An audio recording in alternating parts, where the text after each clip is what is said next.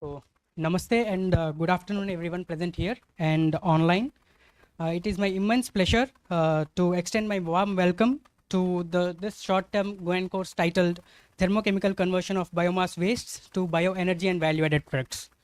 And I hereby, first of all, welcome the dignitaries, the distinguished Professor Ong from Sunway University, Malaysia, and Professor V. Panduranga, sir, Dean Continuing Education, IIT Bhubaneswar, and Professor Sumanta Haldar, sir, the Head of School of Infrastructure, IIT Bhubaneswar, and Dr. Remya Nilanchari, our GIAN Course Coordinator from IIT Bhubaneswar.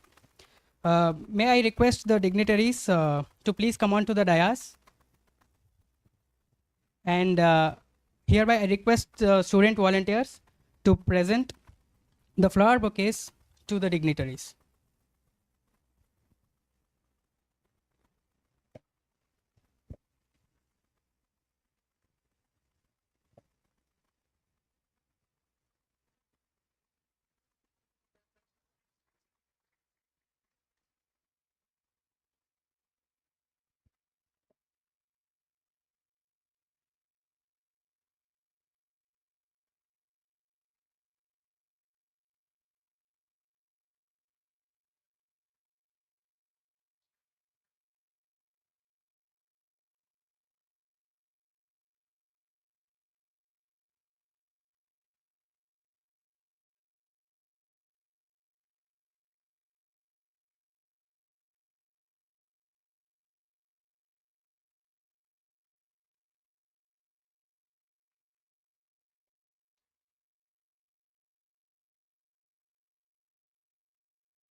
Now, I would request the dignitaries to initiate this program through lighting the lamp.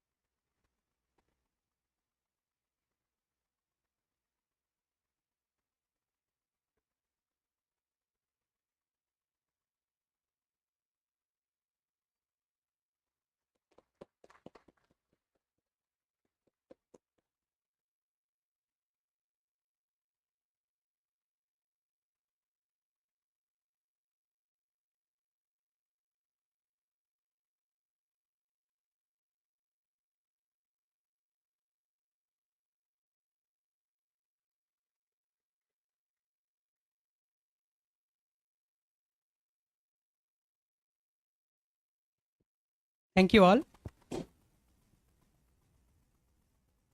Now, may I request Dr. Remya Nilanchari, our GIAN course coordinator, to deliver the welcome speech and introduce the course to the audience.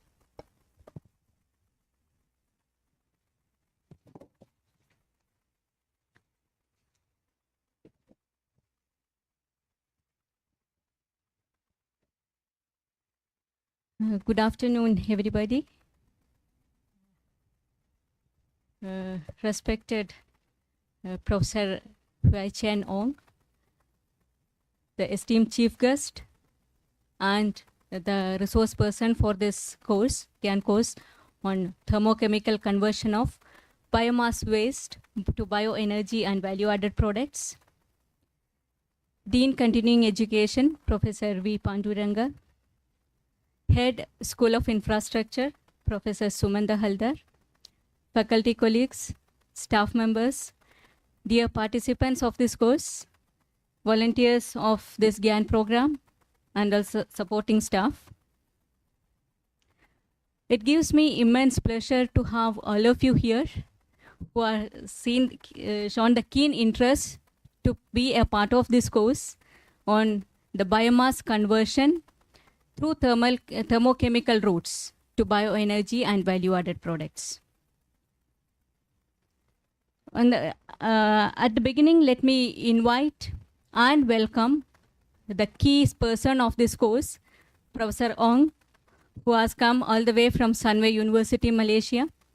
On behalf of the entire GIAN course organizing team, IIT Bhubaneswar, and the participants, let me extend a warm welcome to Professor Ong to India and to IIT Bhubaneswar.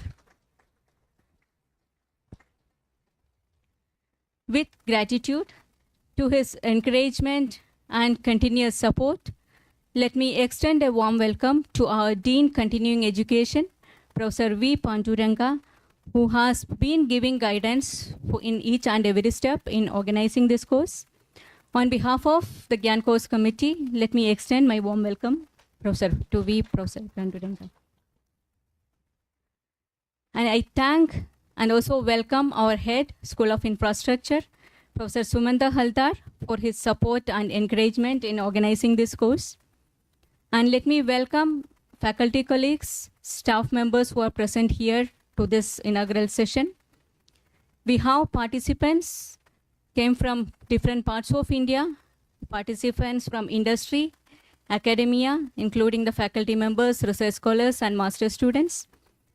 So let me welcome all of you to this course and hope you will have a fruitful time in IIT Bhubaneswar and a good take-home knowledge while you are going back home.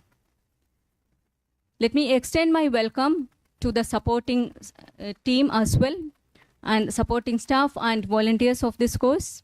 I welcome each one of you to this inaugural session and to the course. As far as this course is concerned, it spans for 5 days. So we start the 2 lecture post this inaugural session today, and the remaining lecture will be from morning 10 to 1 from tomorrow till Friday. So we have morning sessions in which Professor Ang will share his experience on various thermal conversion techniques of biomass to different value-added products. And I'll share one session on Thursday. All the participants have got the schedule of lectures, which is in the first half other than tomorrow.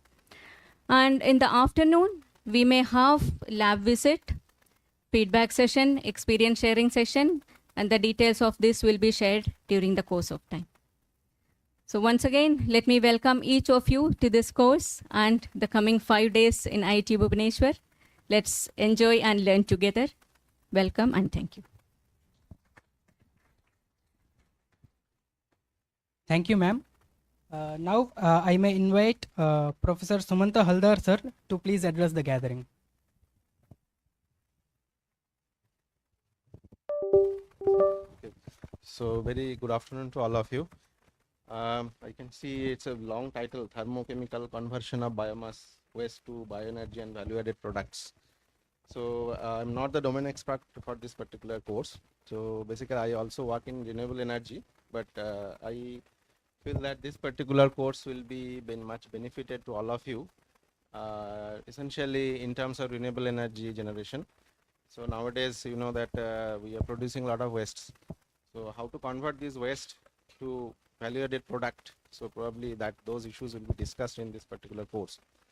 So definitely it will give you like a lot of idea. So like how to utilize those waste products to value-added products, and that will be helpful to reduce the green energy as well as the dependency on the fossil fuel. So I hope you will be getting a lot of knowledge, and thanks to Professor Wong. He has come from all the way from Malaysia, from Sano University. So he will be the resource person for this course. And in fact, in the morning also, there is one more GIAN course we have inaugurated. So that is related to structural engineering, AI-based, vision-based techniques and all. So this GIAN course, it's not a new course. It's a very good initiative by the Ministry of Education and School of Infrastructure of IIT Bhubaneswar. Basically, we are basically the part of civil engineering. So School of Infrastructure is the school concept we have. So civil engineering, basically the major branch in School of Infrastructure. In fact, we have done I think more than 10-12 GIAN courses in our school, and I myself also have conducted 2 courses. So it's a very good initiative by the Ministry of Education, and you will be gaining a lot of knowledge. So basically a lot of takeaways, and thanks to our Dean also, Dean he is present, and thanks to the coordinator, Professor Nirmaya, for organizing such kind of courses. And I think many of you have come from various parts of the country, and maybe some of you are first time in our IIT. So you might have seen very extended campus, green campus, and it's a very nice weather. You can enjoy your stay. So thanks to all, and if you find time, you can also visit our school for laboratory and other things. You can visit those laboratories. Thank you all.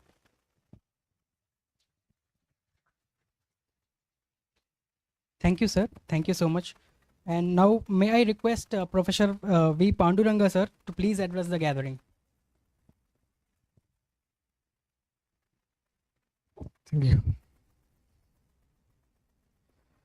So Professor V. Chon Ong from Malaysia, who is the resource person for this GIAN program, and head of the school, School of Infrastructure,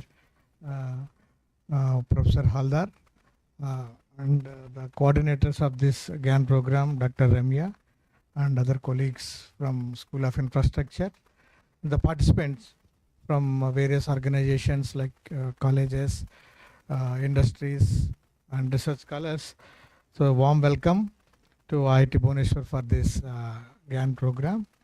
As Madam said, there are more than 50 participants attending this event, and most of you are freshers, are new to this campus. So I would like to give a brief introduction on the journey of IIT Bhubaneswar. And University of Technology Bhubaneswar came into existence in the year 2008 at the campus of IIT Kharagpur, and later on it shifted to IIT Bhubaneswar in the year 2009 and to another temporary campus. Now it is shifted to its permanent campus in the year 2018, those who are sitting in the very permanent campus of IIT Bhubaneswar.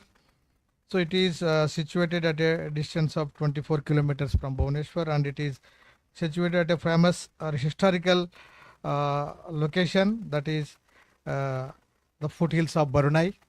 Those hills you can see from this place, and so it is famous for Paika rebellion in 1870 in the freedom struggle of India.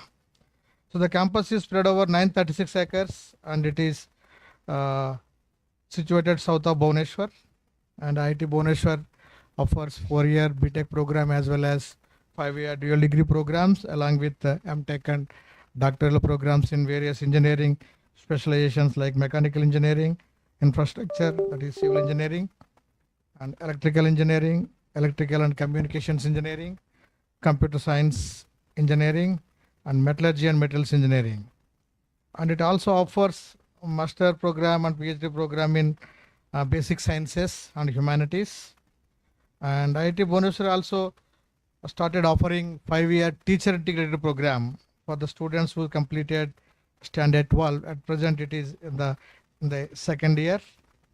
And IIT Bhubaneswar also started one BTech program in engineering physics in the School of Basic Sciences. And IIT Bhubaneswar currently it is hosting 3,000 students and 220 faculty and 200 administrative staff for its day-to-day activities. And at IIT Bhubaneswar, we believe that education is a continuous journey. Our continuing education cell involved in designing the programs that cater to professionals, industry experts, and lifelong learners who wish to upskill, reskill, or explore new frontiers of knowledge. Through strong collaborations with industry, government bodies, and international institutions, we aim to provide opportunities that not only enhance professional capabilities but also contribute to personal growth and societal advancements. So with this short introduction to IIT Bhubaneswar, I invite all of you to this 5-day program, a 5-day GIAN program on thermochemical conversion of biomass waste to bioenergy and value-added products. Thank you all.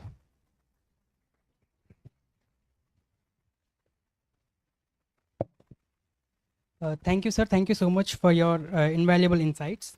Now, I may invite our GIAN course instructor, Professor Ong, who is a distinguished professor at School of Engineering and Technology, Sunway University, Malaysia, and an adjunct professor at University of Technology, Sydney, Australia. His research interests include renewable energy systems, energy and fuel, green technology, environmental sustainability, and so on.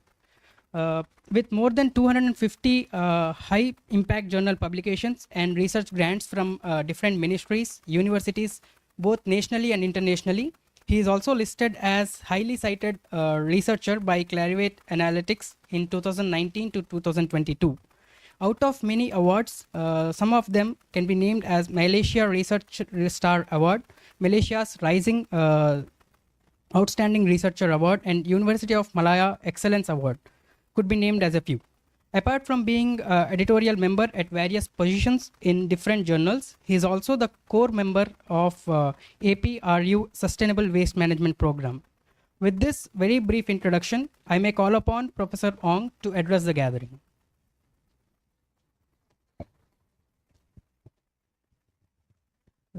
A very good afternoon to all of you. Thank you for your kind introductions. So first of all, I would like to express my deep appreciations to the IIT Bhubaneswar and also the Dean of Education, Professor Panduragas, and also the head of the school, Professor Hilders, and also the course coordinators, Dr. Ramiers.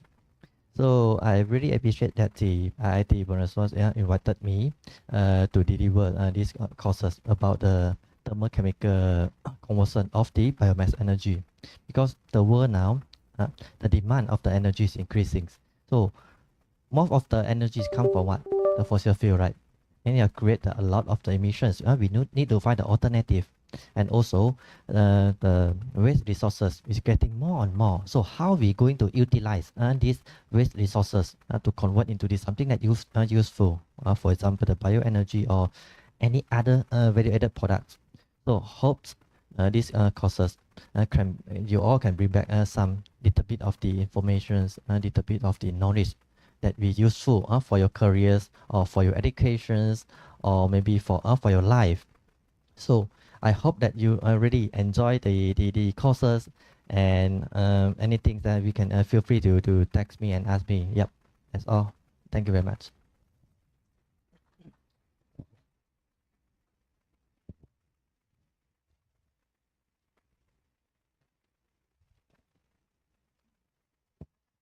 So thank you, sir. Thank you very much. Thank you all, respected dignitaries, our faculty members from IIT Bhubaneswar, and the participants, both offline and those who are watching online. Now I would request all the participants and the dignitaries alongside our faculty members to please uh, gather in front of our building for a group photograph. Later, which will be followed by tea break for 15 minutes. I request the volunteers to please. Thank you.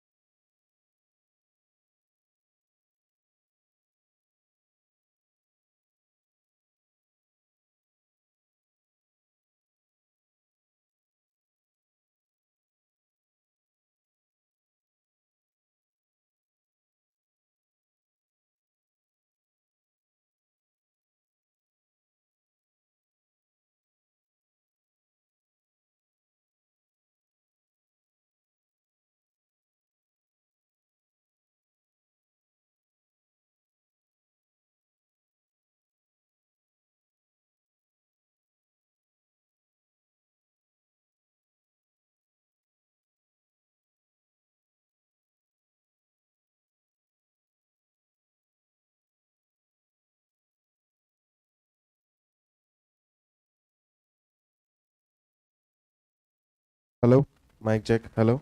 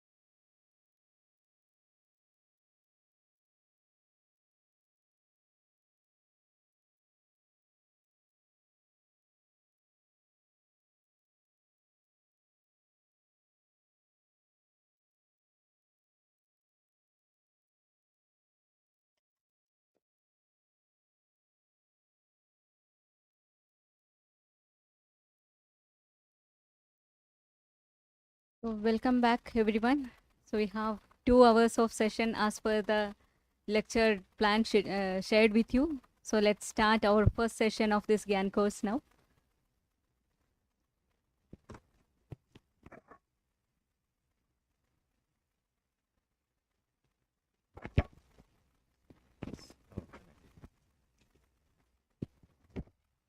Hello.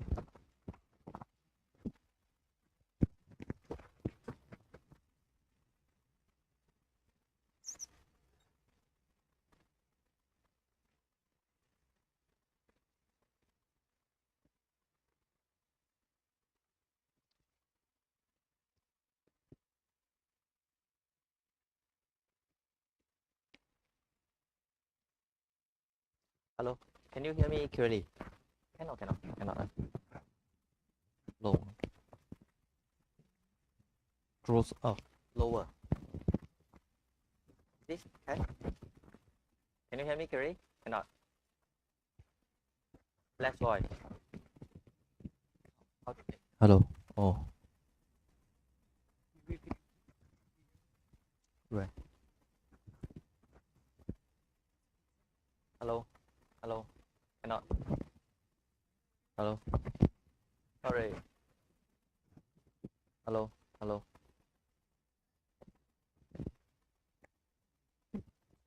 Hello.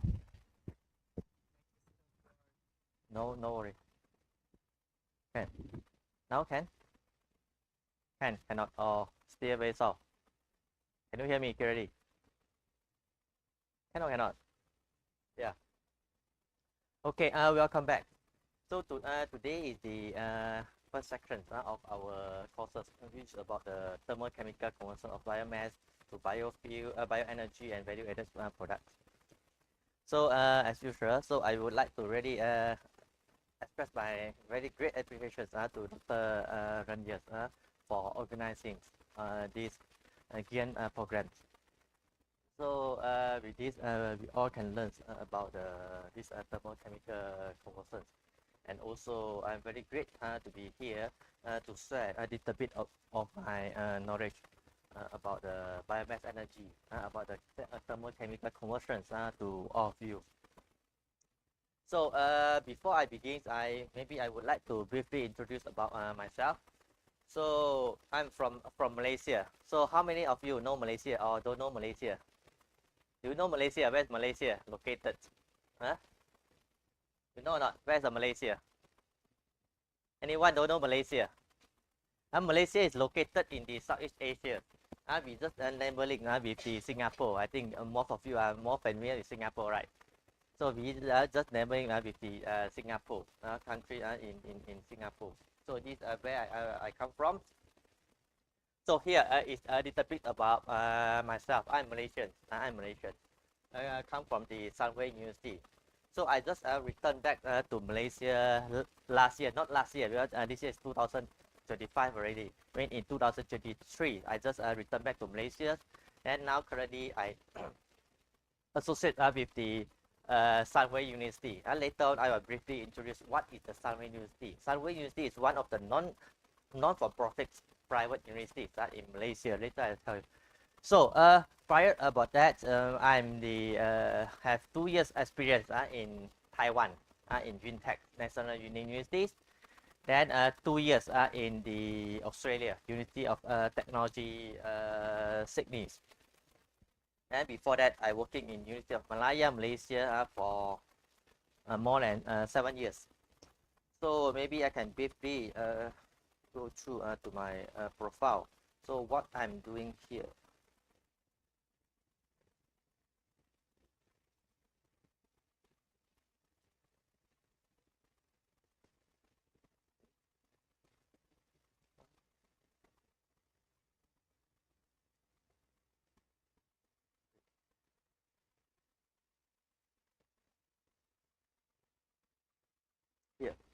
Here. So what I'm doing is my focus area is more on the biofuel and bioenergy, energy and fuel. So with align with the SDG 6, 7, 12, and 13. With the SDG 6 is about the clean waters, about the environmental clean waters. Then SDG7 is what? The green energy. Green energy. SDG 12 is about what? Sustainable products. Then SDG 13 is climate actions. So which closely related to these courses. So these courses also will take or in line with the SDG 6, 7, 12, and 13, which we want to have the sustainable clean water to combat with the climate actions with the sustainable products. Yes, we can produce anything, everything. So, but how about what is the sustainability of our production? That means what? So how about the waste? How are you going to manage the waste? So how you going to make sure the overall production cycle is clean? So many people claim that, oh, I can produce the clean energy, but for example, the solar energy. Solar is a totally green, right? Correct or not? During the consumptions. How about their productions? They are using the what? Silicon, silica. Then after the lifetime of the solar panels, after 25 years, how about the waste? Yeah, that's the thing. We need to make sure the overall life cycle are sustainable. Not we not about the totally green, because it's impossible to have the totally green. So how to be sustainable? Sustainable in terms of what? In terms of the energy and in terms of the waste. How we going to reutilize the waste materials? Yeah, this is the sustainability.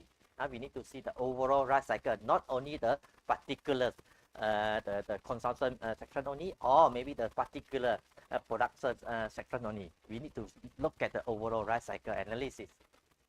So this is what I'm doing. So this is about my research areas. So basically, what I'm doing is closely related to energy and fuel, green and sustainable energy and fuels. Particular technology that we are using is the thermochemical conversions. So later on, I will tell you step by step what is the thermochemical conversion. There are many different various types of the technology of the thermochemical conversion. Thermochemical conversion is not a one new technology, but how we going to upgrade it and make it sustainable. That is the key point, key area that we need to look at it. And sustainability and environment, environmental sustainability. And not only we want to produce the green energy, but we need to make sure the environmental sustainability. I guess most of you are from the environmental background, right? If not mistaken, I'm not sure. Later I ask you. So in these courses, we are focusing more on the biomass energy or waste management. How we going to utilize the waste, and also the techno-economic analysis. Because what? This world is very realistic. The investor, what they look at for the investor, dollar and cents, correct or not? Dollar and cents. We need to make sure, even though our process is totally clean, we need to make sure this is the financially sustainability as well. Not only energy environmental, but also the financially sustainability. We need to look at the overall the techno-economic analysis, overall finance balance, that the investor can gain some profit out of that. So how to make it? Yeah, it can be, because when we look at the overall the life cycle analysis, also the circular economy analysis, it is possible. It is possible. So this is bit about myself. So because currently I'm also the adjunct professor in the University Technology Sydney, which previously I told you that I spent 2 years there in the University of Technology Sydney.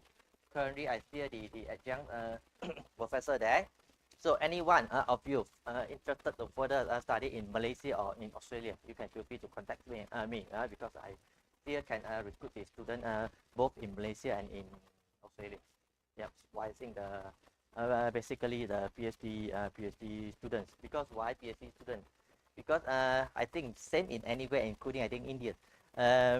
For the fully funded scholarship, basically are only awarded to the PhD scholar. The qualified PhD scholar, not every scholar, the qualified PhD scholar for the fully funded PhD program. So master program, yeah, you are welcome to study in Stanford and UTS as well, but there are no any fully scholarship for the master student. Basically, they don't have. So it's really depend on the project. So either your supervisors provide you with some money stipends, or maybe to certify waivers, but master study they are very less scholarship about that. So what else?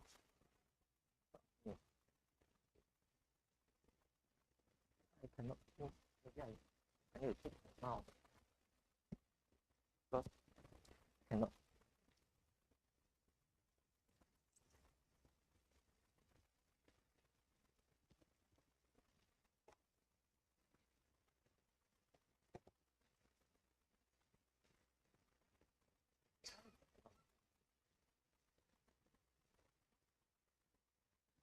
Okay, so this is my research area. I already inform you. So this is my email contact. You all feel free to contact me if you have any questions about the courses, about the thermochemical conversions, and about the biomass energy. Yeah, feel free to contact me and to have the discussion.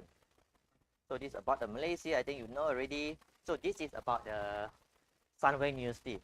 Sunway University is located in the Selangor, Malaysia. Selangor, Malaysia is neighboring with the Kuala Lumpur, which is in our capital. It's only 20 to 25 kilometers from the city center. I mean the Kuala Lumpur city center. So actually, the Sunway City is one of the sustainable cities. Sustainable city. Why I say the sustainable city? In the Sunway cities, we have what? Hospitals. We have the education from the primary until the university. Then we have the amusement park. We have the theme park there. And we have the hotel, restaurant, shopping mall. So basically, Sunway City, the sustainable cities here is the canopy walk. So it's overhead cover canopy walk, which you can walk around the Sunway City, connected to the hospital, to the shopping mall, to the amusement park. So all of you are welcome to visit the Sunway City. So the university is located here. This is the Sunway University. That side is the shopping mall and hotel. Hotel there. So in the opposite of the Sunway City, we have the Monash University. Have you heard about the Monash University from Australia? Yeah, the Malaysia campus is in the opposite of the Sunway University.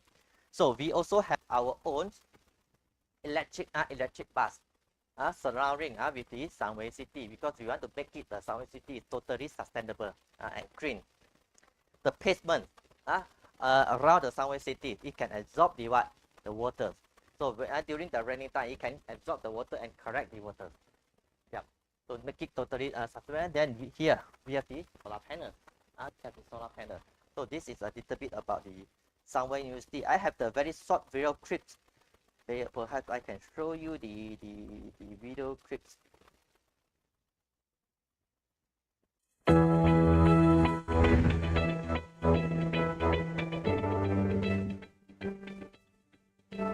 Sunway University is a leading research-intensive and entrepreneurial university in Malaysia, tasked with solving some of the world's biggest global challenges. In just over 10 years since its foundation, the university has risen rapidly to be ranked within the top 2% of the universities in the world. Despite its young age, Sunway University is widely acknowledged for its outstanding achievements in sustainability, teaching, facilities, inclusiveness, internationalization, and employability. Sunway University holds the prestigious Premier Digital Technology University status in Malaysia, leading in digital technology and research. As a not-for-profit institution through the Jeffrey Chia Foundation, the university's financial resources are dedicated solely to our academic mission and to supporting many scholars, educational programs, and research activities. Most universities have a campus. Only Sunway University has its very own city.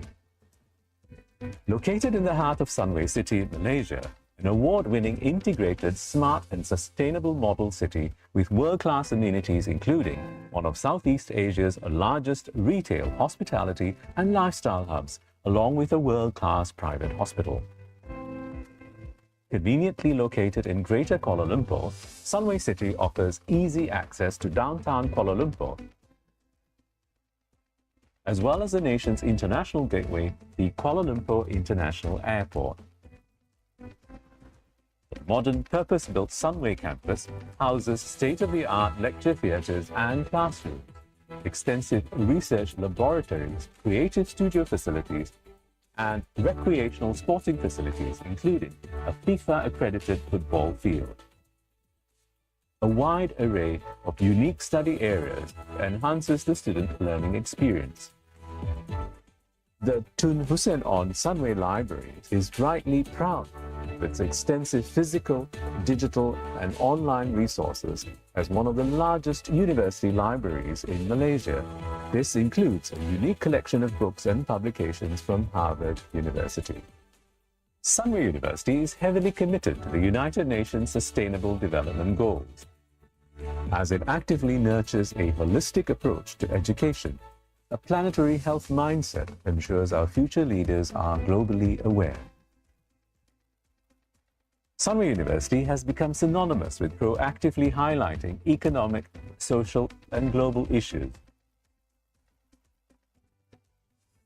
and nurturing solutions to these challenges through the establishment of the Jeffrey Sachs Center for Sustainable Development, the foremost center in Asia undertaking research and education related to the Sustainable Development Goals, and the Sunway Center for Planetary Health, which focuses on bringing interdisciplinary approaches to mitigating future risks posed by pandemics and other worldwide health challenges. In 2019, Sunway University became the home to the UN Sustainable Development Solutions Network for the Asia region, alongside Paris representing Europe and New York for the Americas, meriting the university with its growing reputation as a campus with a conscience. Established academic schools form the key pillars of Sunway University, with programs in the disciplines of the arts, sciences, mathematics, engineering, technology, health, communication, hospitality, and business. Students experience employment-focused academic programs from diplomas to doctoral degrees. Fully online degrees and micro-credentials are designed for those seeking upskilling career advancement opportunities. We understand lifelong learning. The university's innovation labs help students develop their own business ideas with mentoring, accelerator programs, and comprehensive venture-building support. Research centers and institutes actively work on cutting-edge developments, such as aging, well-being, cancer therapies, data science, energy technologies, nanomaterials, and vaccines. Pioneered by outstanding research professors, many of whom are recognized as the top 2% in the world in their respective fields.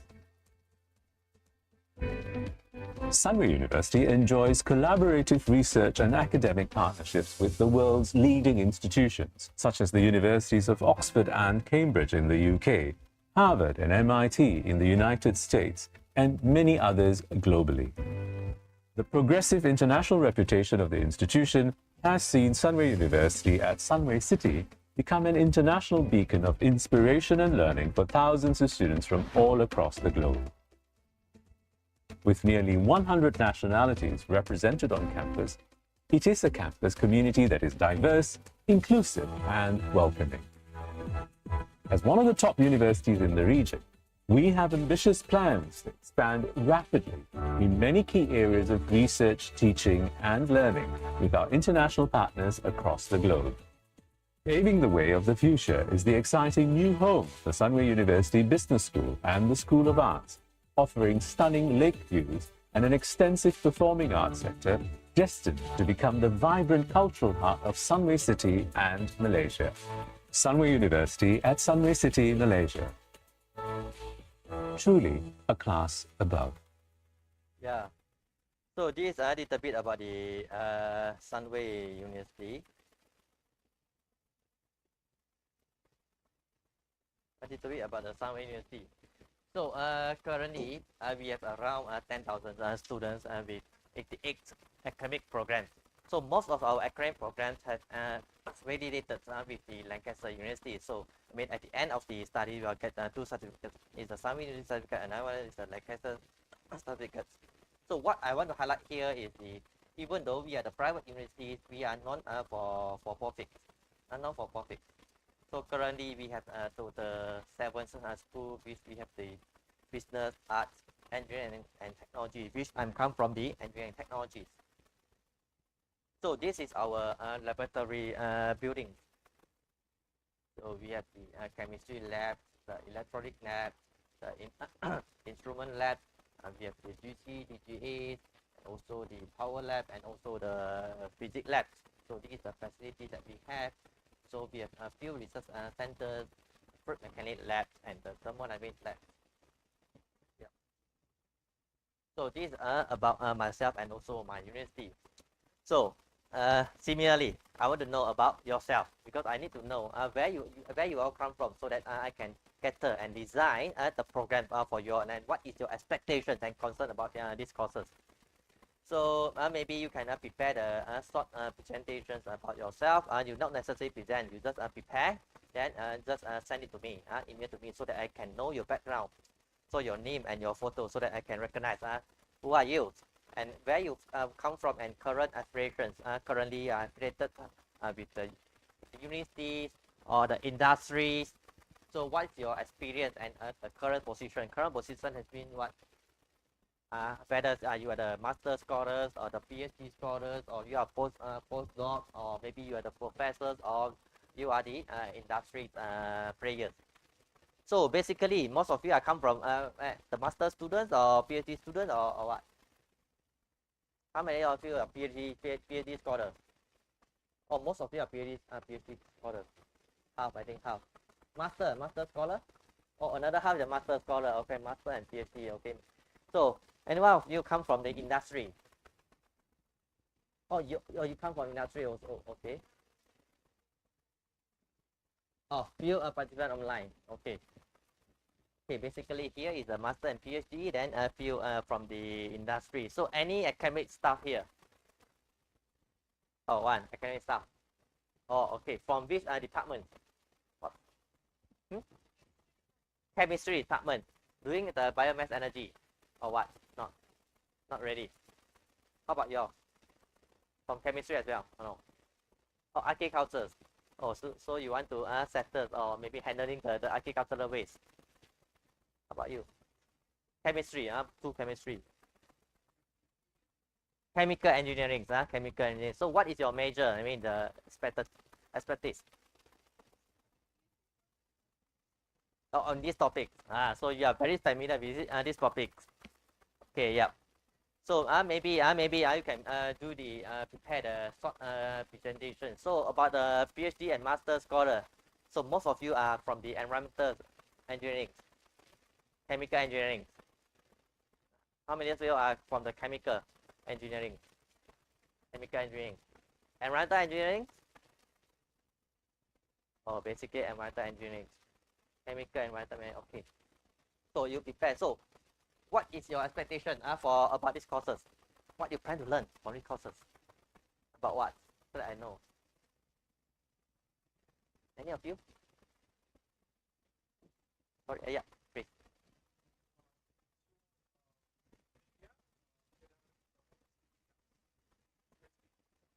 Yeah, seriously.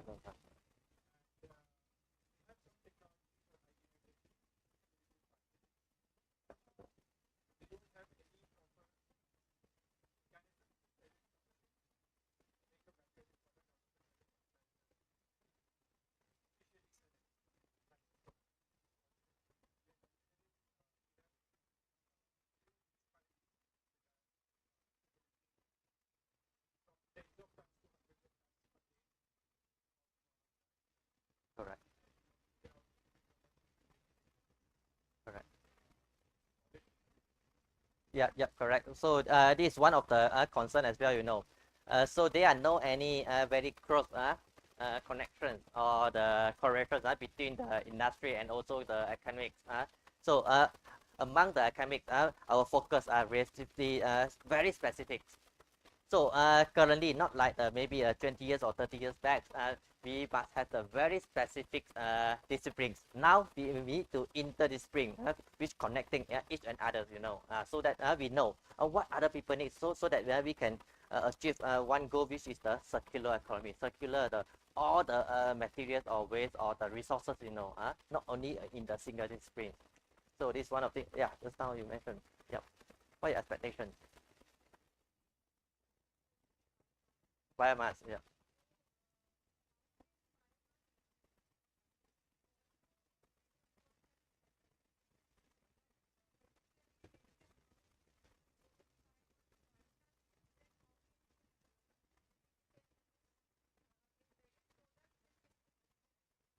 Right.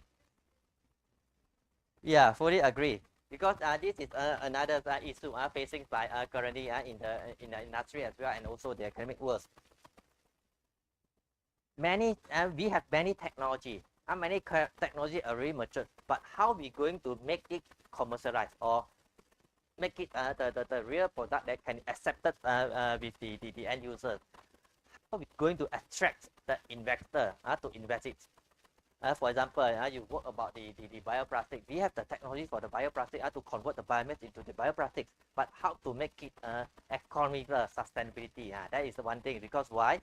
The fossil plastics, the cost of the fossil plastics is very low. Correct or not? But it will create a very harmful emissions.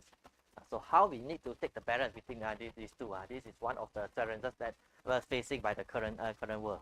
Yeah, that's the thing. So anyone, the last one, what's your expectation? Anyone about this course first? Anyone want to try? Yep.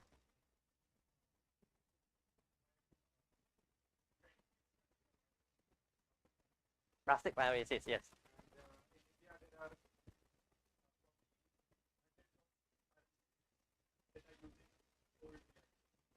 Old reactors, yeah, old reactor. You mentioned the old reactor. What do you mean by old reactor? Reactors, but powered by the what? Powered by electric or powered by what? Oh, powered by the coal. Okay, then.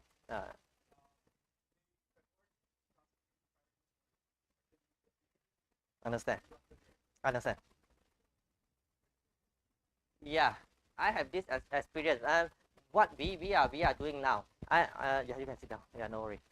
So what we are doing now, also I helping one industry in Malaysia. It's called the Eco Power. You can go to check the industry Eco Power. We are converting the waste tire, the tire, the wheel, the waste wheel, into the like the bio oil. At the same time, we recover the biogas to the burner. So we no need to use the coal to power the burner. So we run 24 hours as long as the pyrolysis is started. That one is we run at around 500 to 600 degrees C. Then we can able to get our biofuel. Our bio oil, not biofuel yet. Bio oil. The bio oil. The bio oil that we produce can sell at around 1 ringgit per liter. Okay, maybe you have no concept why it's 1 ringgit per liter. 1 ringgit, in Malaysia, the fuel price, the diesel fuel is around 2.1 ringgit, 2.1 ringgit per liter. But the bio oil price can sell at around maybe 1 ringgit. 1 ringgit is around maybe 20 cents, 20 USD, 20 cents USD per liters. However, after we process it to convert it into the biofuel, we can sell it around double the price, maybe the 40 USD cents per liter.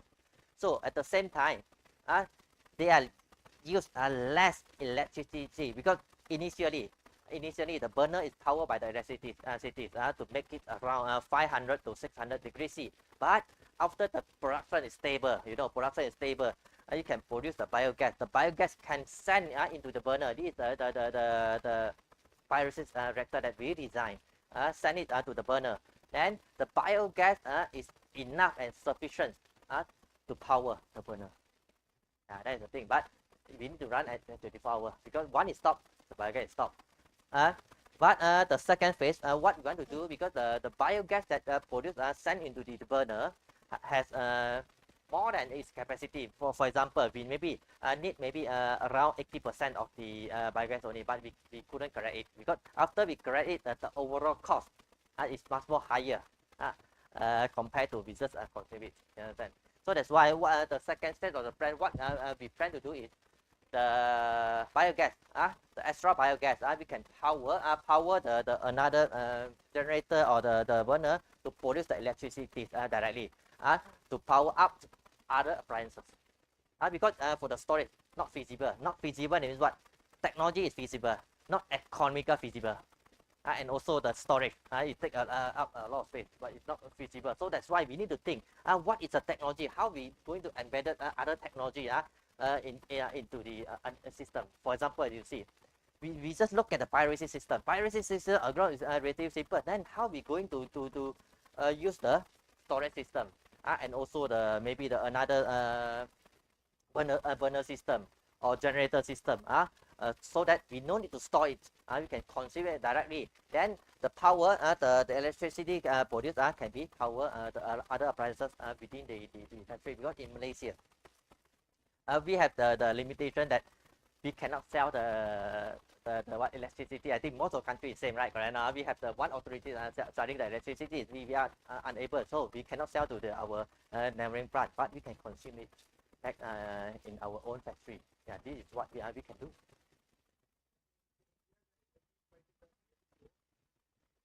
Similar in Malaysia, very low.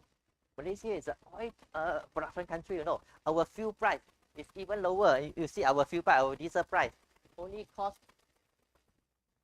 2 ringgit. 2 ringgit is, I think, divided by 4.2, less than 50 cents USD per liter diesel. I don't know about India, how much?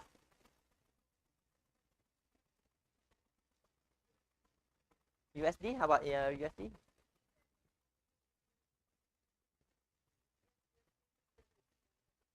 Oh, double. You see, we are even lower. Then we also make it feasible. Yeah.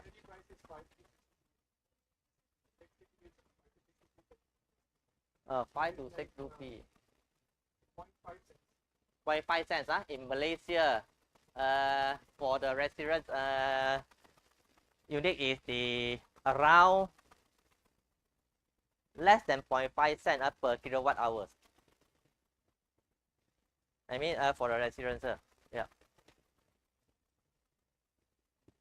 So Malaysia has relatively low fuel and electricity price, you know. So still can make it, you know. Yeah. With the proper planning and technology, how we going to embed this available technology? We don't need to develop the new technology. So you see, for those studying the master or PhD, we thought that we need to find some novelty, correct? Not the novelty is creating something new. Yes, it is very good and great if you can creating something new, something relative, something new is very good. But the novelty and the significant is how we going to using the current resources of current technology, how to embed the current technology to create something that different, can make something that can make an improvement. Imagine if you can improve the energy efficiency, for example, just by 5%, you don't need to create something new. Improve the energy efficiency by just 5%. 5%, that means what? The overall 5% of the energy consumption can be reduced. Then the 5% of the emission can be reduced as well, correct? Not 5%. Imagine the whole India, how many? What is the amount already? So to create something totally new is very great. Yes, no doubt. But to have the innovative and innovation is relatively good as well. How to utilize the current technology that we have a lot of current technology. We have a lot of the new invention things already. So how are we going to utilize it? For example, now because one of the topics is very hot is what? The fuel cell. You know the fuel cell, hydrogen fuel cell, right? Not? You know the hydrogen fuel cell. How many years already? How many years? The fuel cell technology. You know what the fuel cell? No, fuel cell is 20-30 years. Recently, we just become popular. This 20 and 30 years. The fuel cell technology. Fuel cell. You know what the fuel cell? Fuel cell. Electrolysis. H2O. Become what? Right on. This one. Just the electrolysis to produce the hydrogen. We want the hydrogen, right? This one, electrolysis. During, I don't know, during high school, we are conducting experiment, right? Correct or not? During high school, correct or not? So this technology already more than 200 years. We already have this thing. Already, someone, Sir Henry, already invented this technology. But until today, we just become popular. Why? Because maybe some people think that are not economical feasible. This topic is not important, so that's why they didn't use it. We have the technology already. How are we going to packaging it into the one package, feasible package? That is the thing that we need to think. So not to invent something better new or do add another tool or whatever. The fundamental research. Yes, fundamental research is relatively important. We are the engineers. We are the engineers. We need to invent some product from this fundamental knowledge.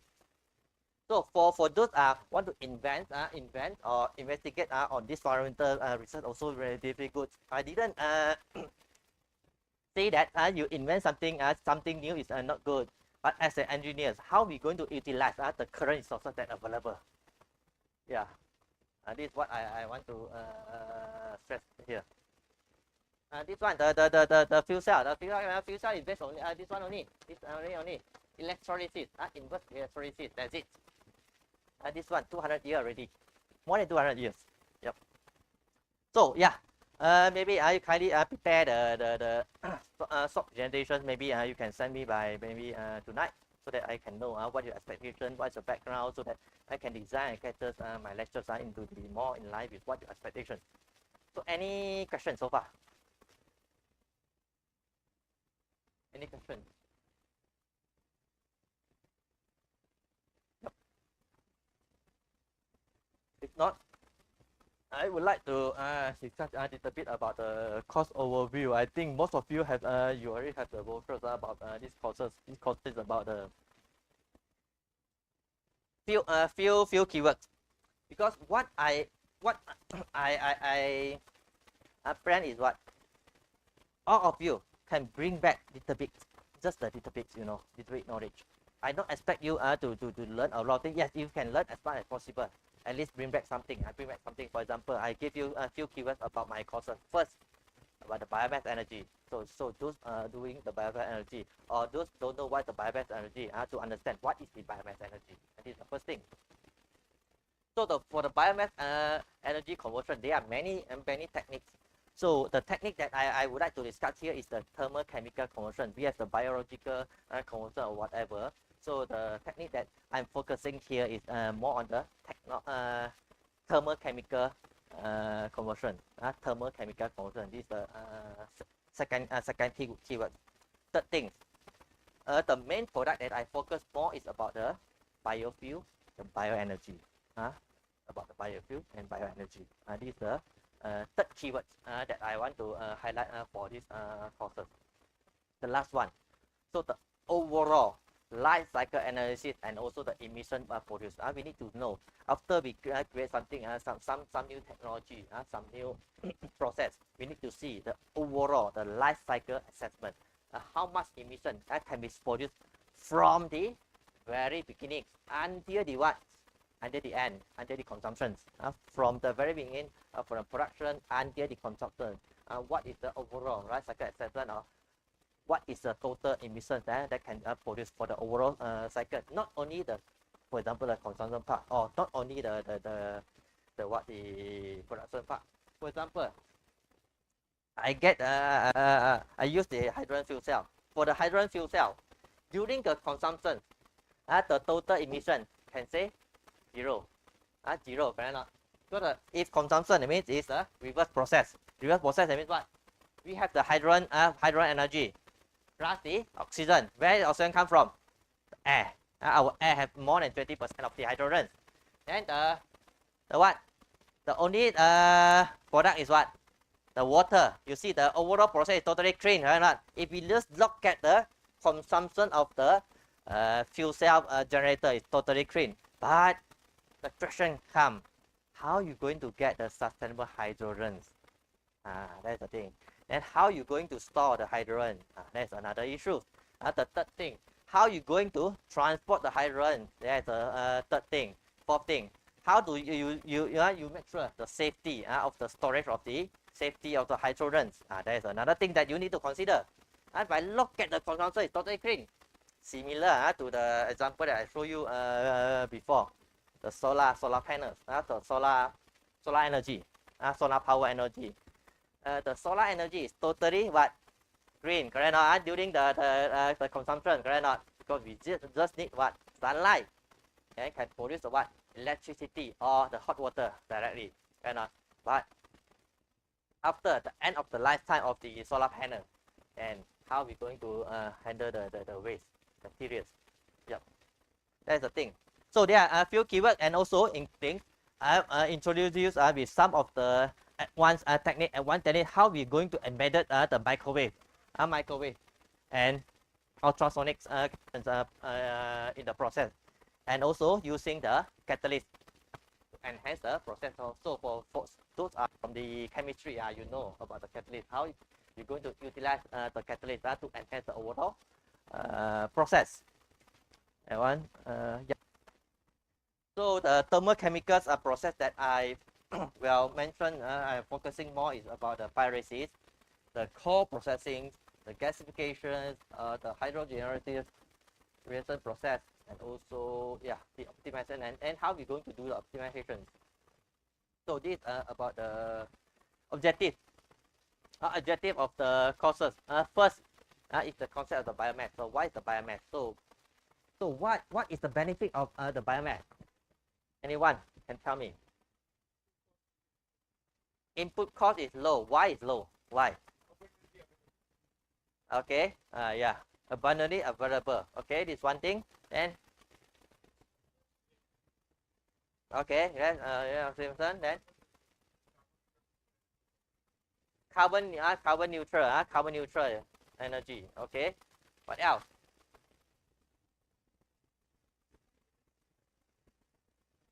Usually? Yeah, the waste. One thing is what? Another thing you miss out.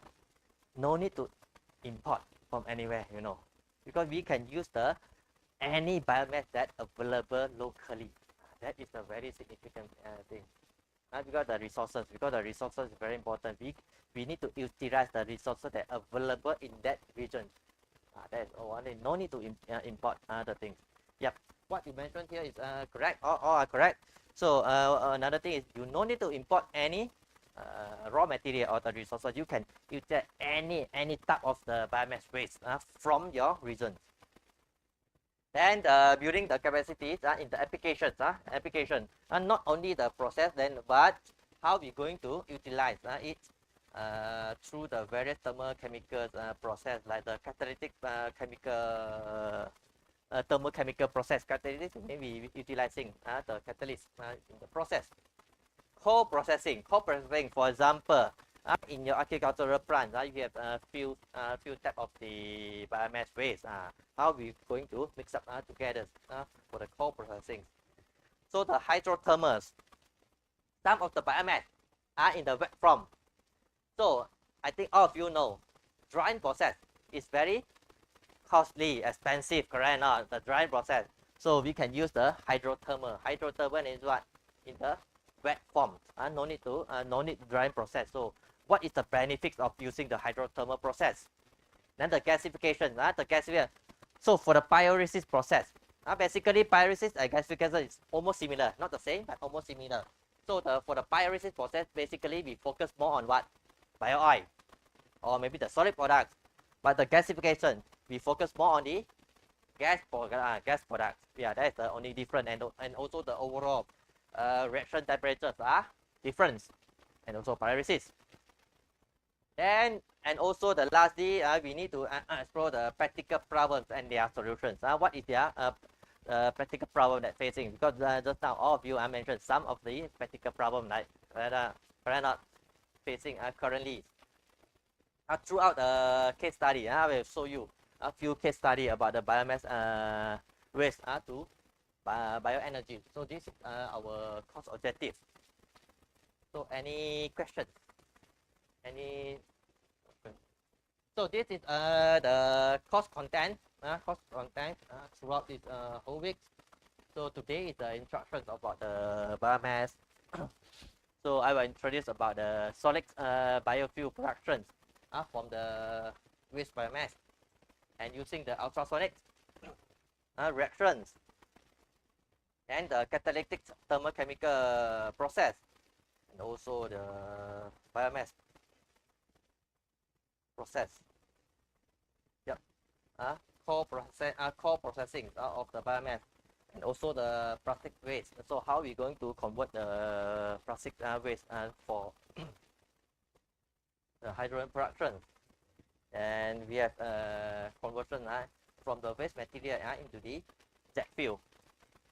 So throughout the courses, I also will share my experience. So how I'm doing the research from the very beginning from the liquid fuel, the biofuel, biodiesel to the jet fuel research. Why I do so? Then we are using the advanced technology which the microwave co-pyrolysis. So this one, the Dr. Remy will discuss more about that because her expertise is about the microwave. And also the co-hydrothermals that I mentioned to you. If the wet biomass, so what we're going to do it, we can use we can do the pre-treatment by using the hydrothermal process. So I'm also our group also using the microalgae biomass as well. Because why microalgae? Currently the microalgae are used for what? Pharmaceuticals application, correct or not? So they culture the microalgae because of the protein content and also other compound which I don't know because I'm an engineer. They extract the pharmaceutical compound, but to waste biomass, what we're going to do on it? We can utilize to convert it into the biofuel and other value-added products. So also discuss about the biomass gasifications or the biomass through the fast pyrolysis process. And lastly, we also will discuss about the challenges and also the future perspective of the biomass and bioenergy and biofuel. This is the cost that will be cover for cost content will cover for these courses. So any suggestion, any discussions?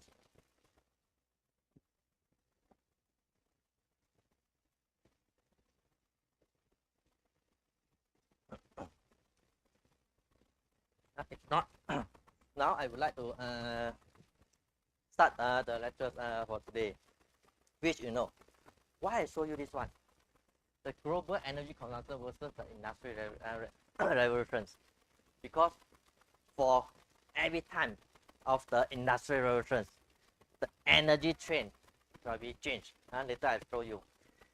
The first, you see the first industrial revolution happened during 1784. 1784 which here. So everything moved into the mechanical productions. We have the railroads and also the steam power. From that time, you see the biomass energy is increasing. Obviously, there are no any energy because we are burning the wood or whatever only. After the first industrial revolution, here is the biomass. The biomass energy is increasing. After 100 years later, the second industrial revolution happened during the 1870, which everything moved into the what? The mass production. We have the electric power already during that time, and also we have the assembly line. You see, start from that time, 1870. You see, and of the crow starting already, right now. You see, this is the second industrial revolution.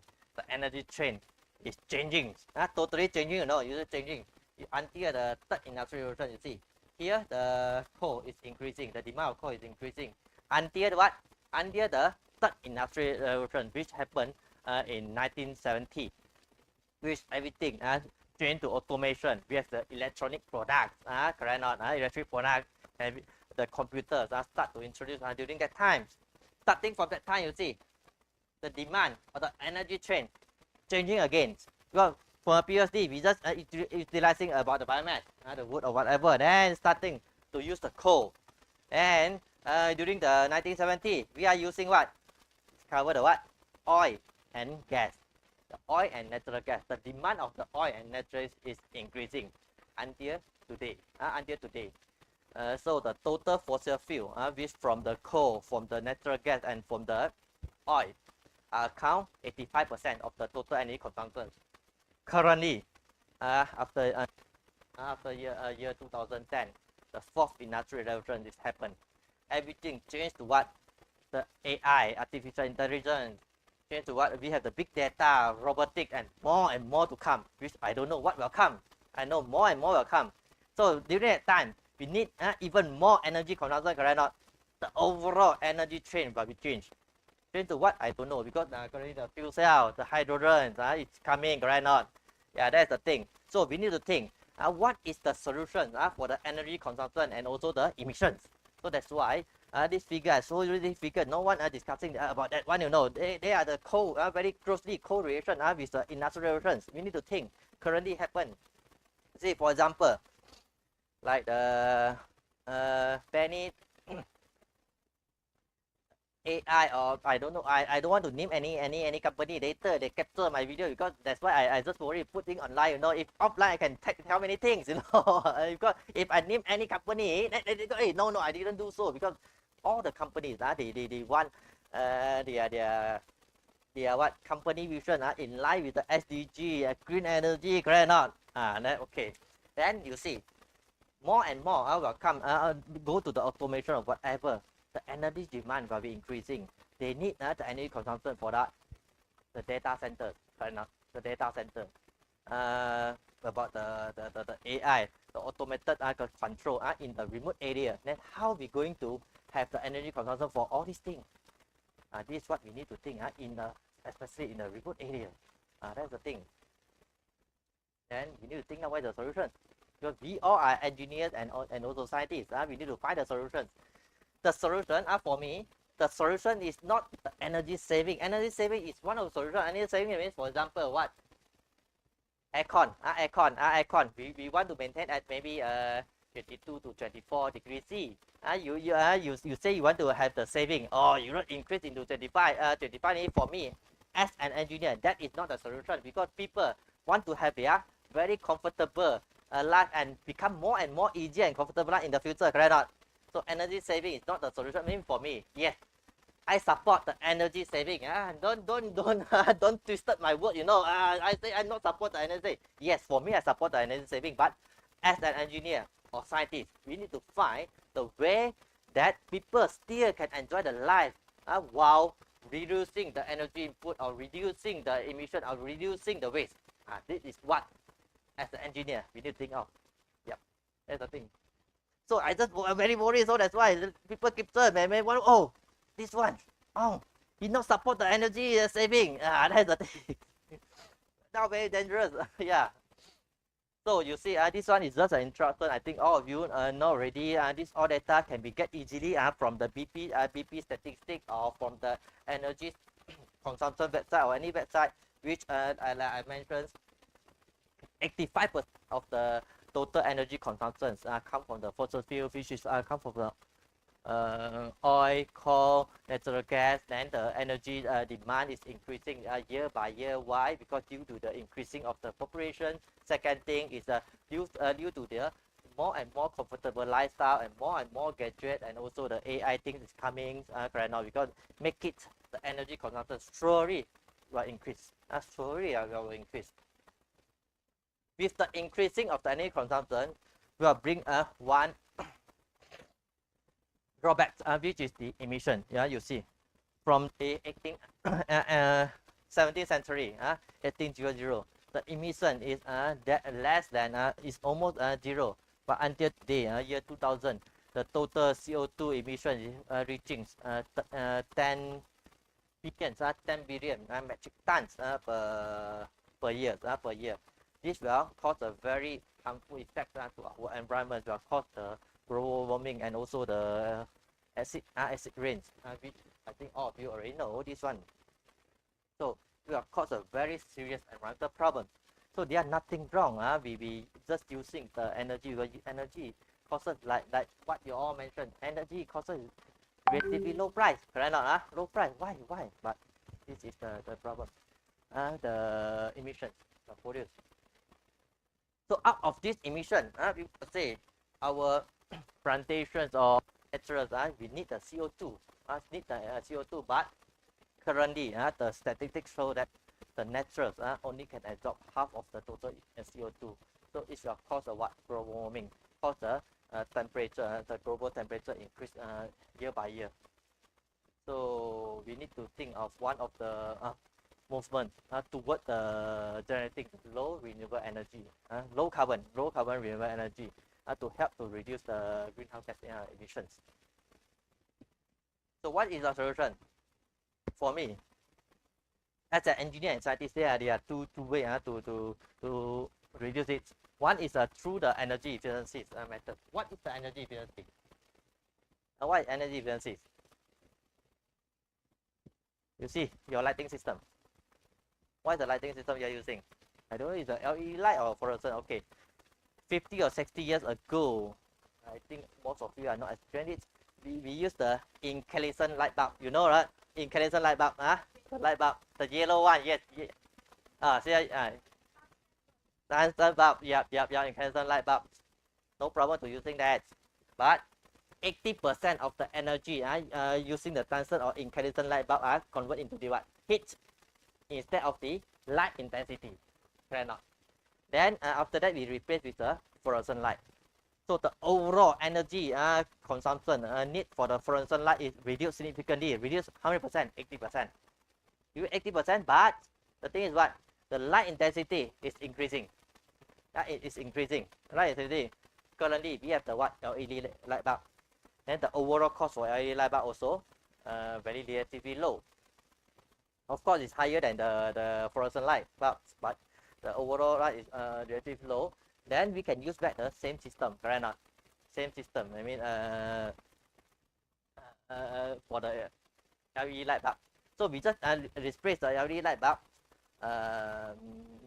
replace the fluorescent with the LED light bulb. The overall energy efficiency can be reduced, and the LED light bulbs normally they have the highest light intensity. For example, you want to install the 4 fluorescent light, maybe you can install 2 only with the even higher light intensity. So this is the energy efficiency method. So we no need to sacrifice of our comfort lifestyle. For example, off one light or whatever, so that reduce the light intensity. That is the way. And then another way is what? The power plant. Power plant. If you are able to find the method to increase maybe 2% of the efficiency of the power plant, I mean the overall 2% of the energy can be reduced significantly, then the greenhouse gas can be reduced. So this is what we call the energy efficiency. Energy efficiency method can be used in every sector, in the building sector, the power sector, in any areas, the lighting system or any sector. So energy efficiency is one of the methods.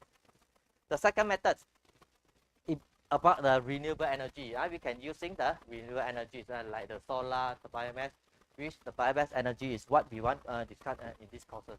And in this courses, I only will focus on the biomass energy. So this one is just an introduction. Then the wind energy, the hydro energy. So this all energy, renewable energy or sustainable energy can be reduced the greenhouse gas emission while you can produce things the energies to cater the energy demands that needed to the current world. So, but how are we going to utilize these all energies? This is the thing that we need to think of. So, how are we going to utilize the wind? For example, the hydro energy. When we want to build the hydrogen dam, so maybe the whole areas will be sacrificed to build the dam. So, but how are we going to minimize the effect? This is what the engineers or scientists need to think of, and how to maintain the overall ecosystem on that area after we installing the certain renewable energy. This is what engineers we need to think of. Yep. So there is 2 methods. Do you agree on these 2 methods? So today the topic is about the biomass energy. The biomass energy is already become one of the solution for the oil shortage. Oil shortage. So we discover more and more oil shortage already no longer an issue. But the main issue is what? The global warming and also the air pollution. So basically we talk about the biomass energy, then people will relate with the biofuel and bioenergy. So biofuel and bioenergy normally is derived from the, like what you all mentioned just now, organic materials from the plant biomass, from the vegetables oil, from the animal waste, and also other waste that available locally. We no need to import any type of the raw material or the resources. Then with the biomass energy, we can reduce the non-renewable sources and also reduce the harmful gas emissions, because biomass energy or the biofuel or bioenergy are able to reduce the harmful gas emission if compared to the fossil fuel during the consumptions. So it is availability and renewability. Availability, that what I mentioned, is available locally from your local resources. Is domestic distribution. We can use that. For example, you see the certain country or certain region using that biomass. You no need to follow. You just use the biomass that's available in your regions. Every region you have your own biomass sources. The thing is, you need to find what is the suitable technology or suitable technique to convert this or to make it feasible for this biomass into the other type of the biofuel or bioenergy. Or maybe sometimes it's not the biofuel or bioenergy, or some other value-added products. Can be other value-added products. So that why I mentioned in my courses, I focus more on the biofuel and bioenergy. But at the same time, I also will discuss other type of the value-added product as well. So as we all know, because it's from the organic material, it's safer to handle, less toxic, and totally biodegradable. Then we talk about the biodegradable. Sometimes the overall conversion process, we are using the chemical. That is the thing. That is the critical part as well. So is it totally biodegradable or not? Yeah. So now currently, like I mentioned, the biomass already become one of the solutions together, like same with the solar energy, wind energy, and geothermal energy. So why biofuel and bioenergy? I think I already discussed just now. It's totally availability and renewability. That's toxic. Okay.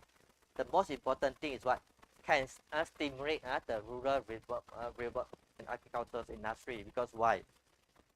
For the agricultural industry, like in Malaysia or most of the Southeast Asia country, we have a lot of agricultural plant, and also they don't know how to handle the waste, especially every year they will just burn it, and then will create more harmful emissions. Beside the burning of the fossil fuel, there are another type of the emission, which is burning of the agricultural waste.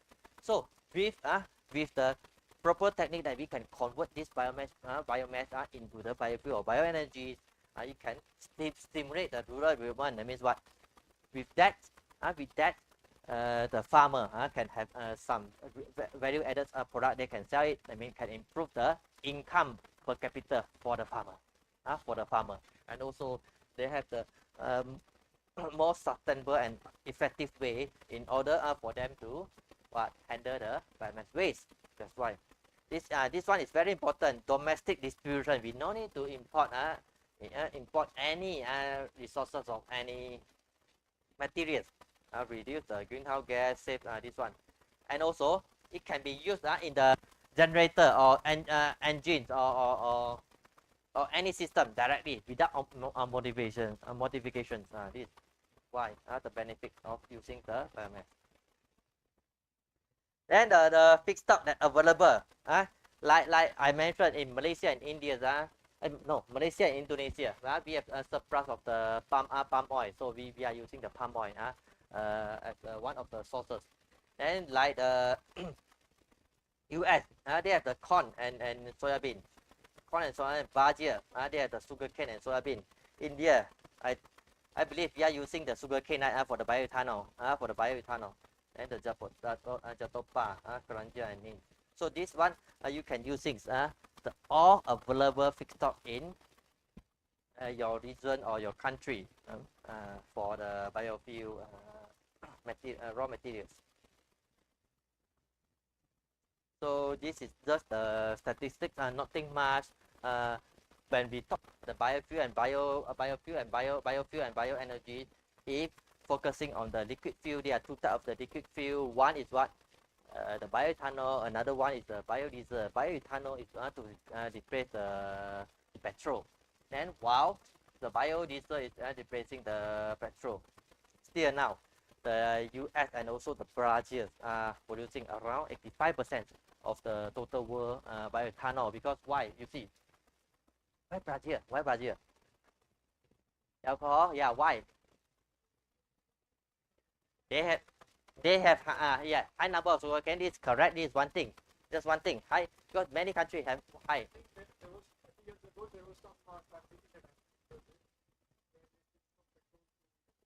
Correct. Why they switch?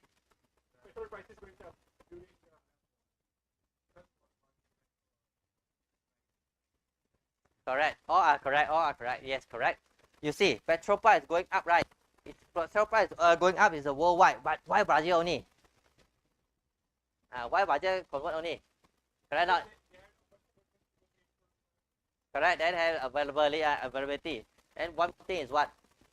They totally don't have any fossil resources.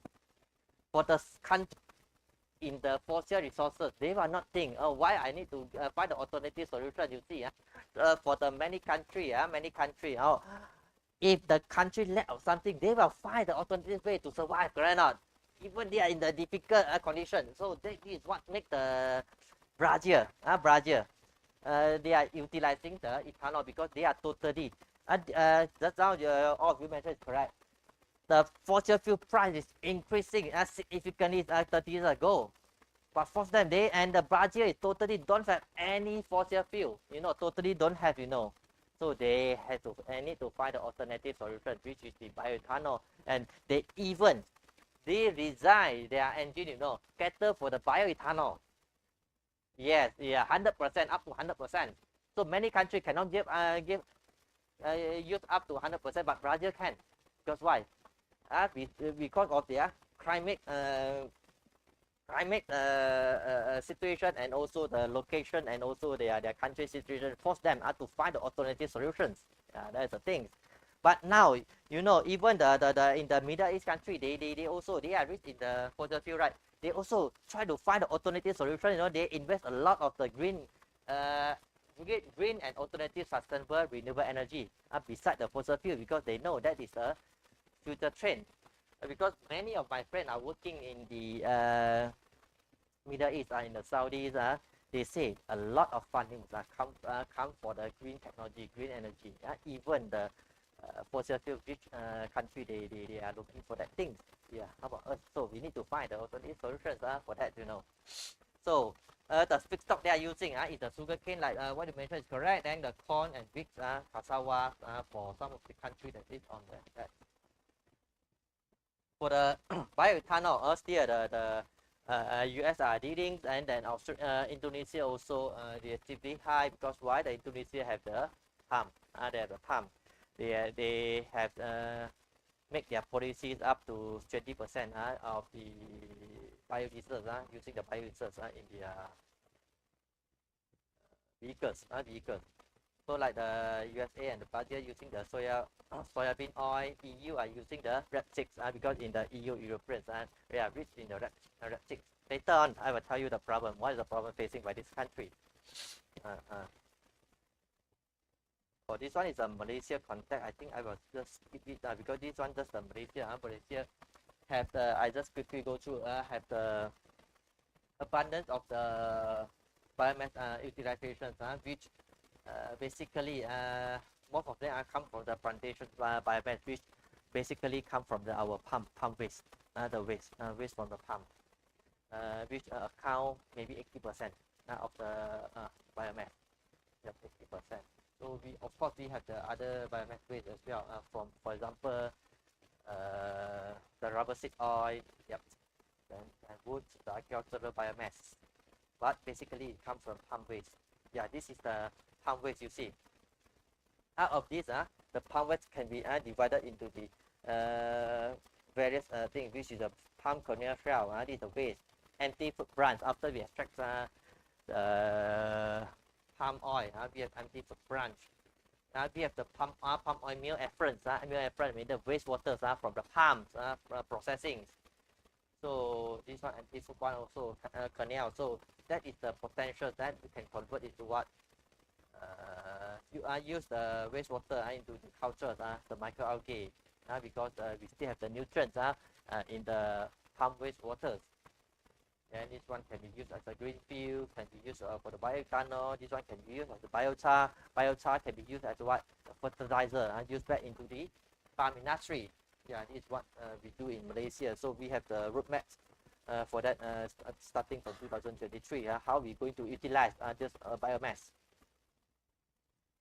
So this is the global trend. Global trend of the biofuel demands. Biofuel demands.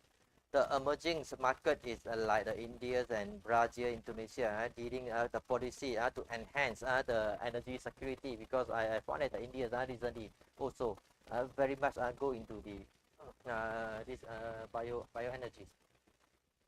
So at one economy show the limitation growth due to the high cost. At one economy is like the country in US, Canada, and also the Europeans.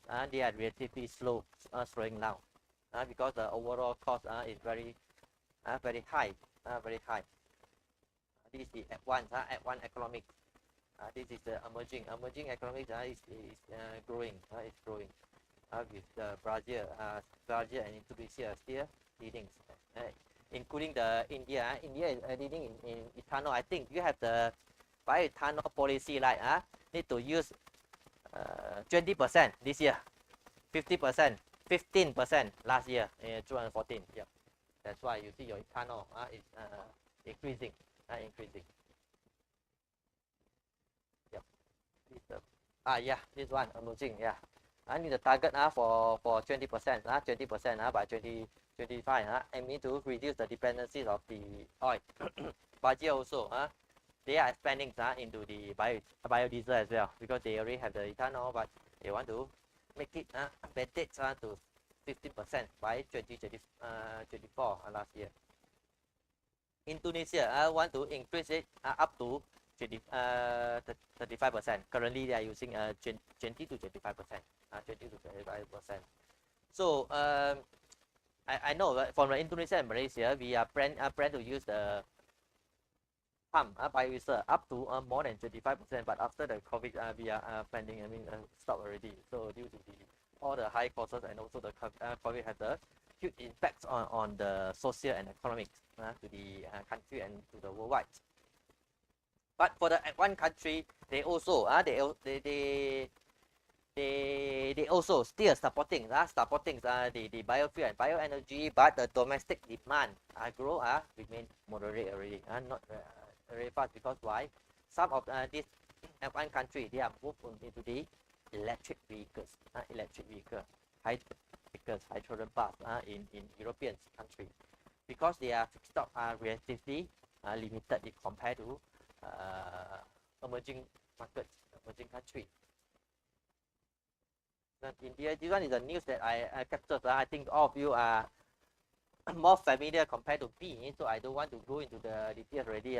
This one is the your government make the mandate that 20% of the bioethanol need to implement by this year. That's the problem. That's the problem, because what's the problem? Because previously, most of the feedstock I mentioned just now is what?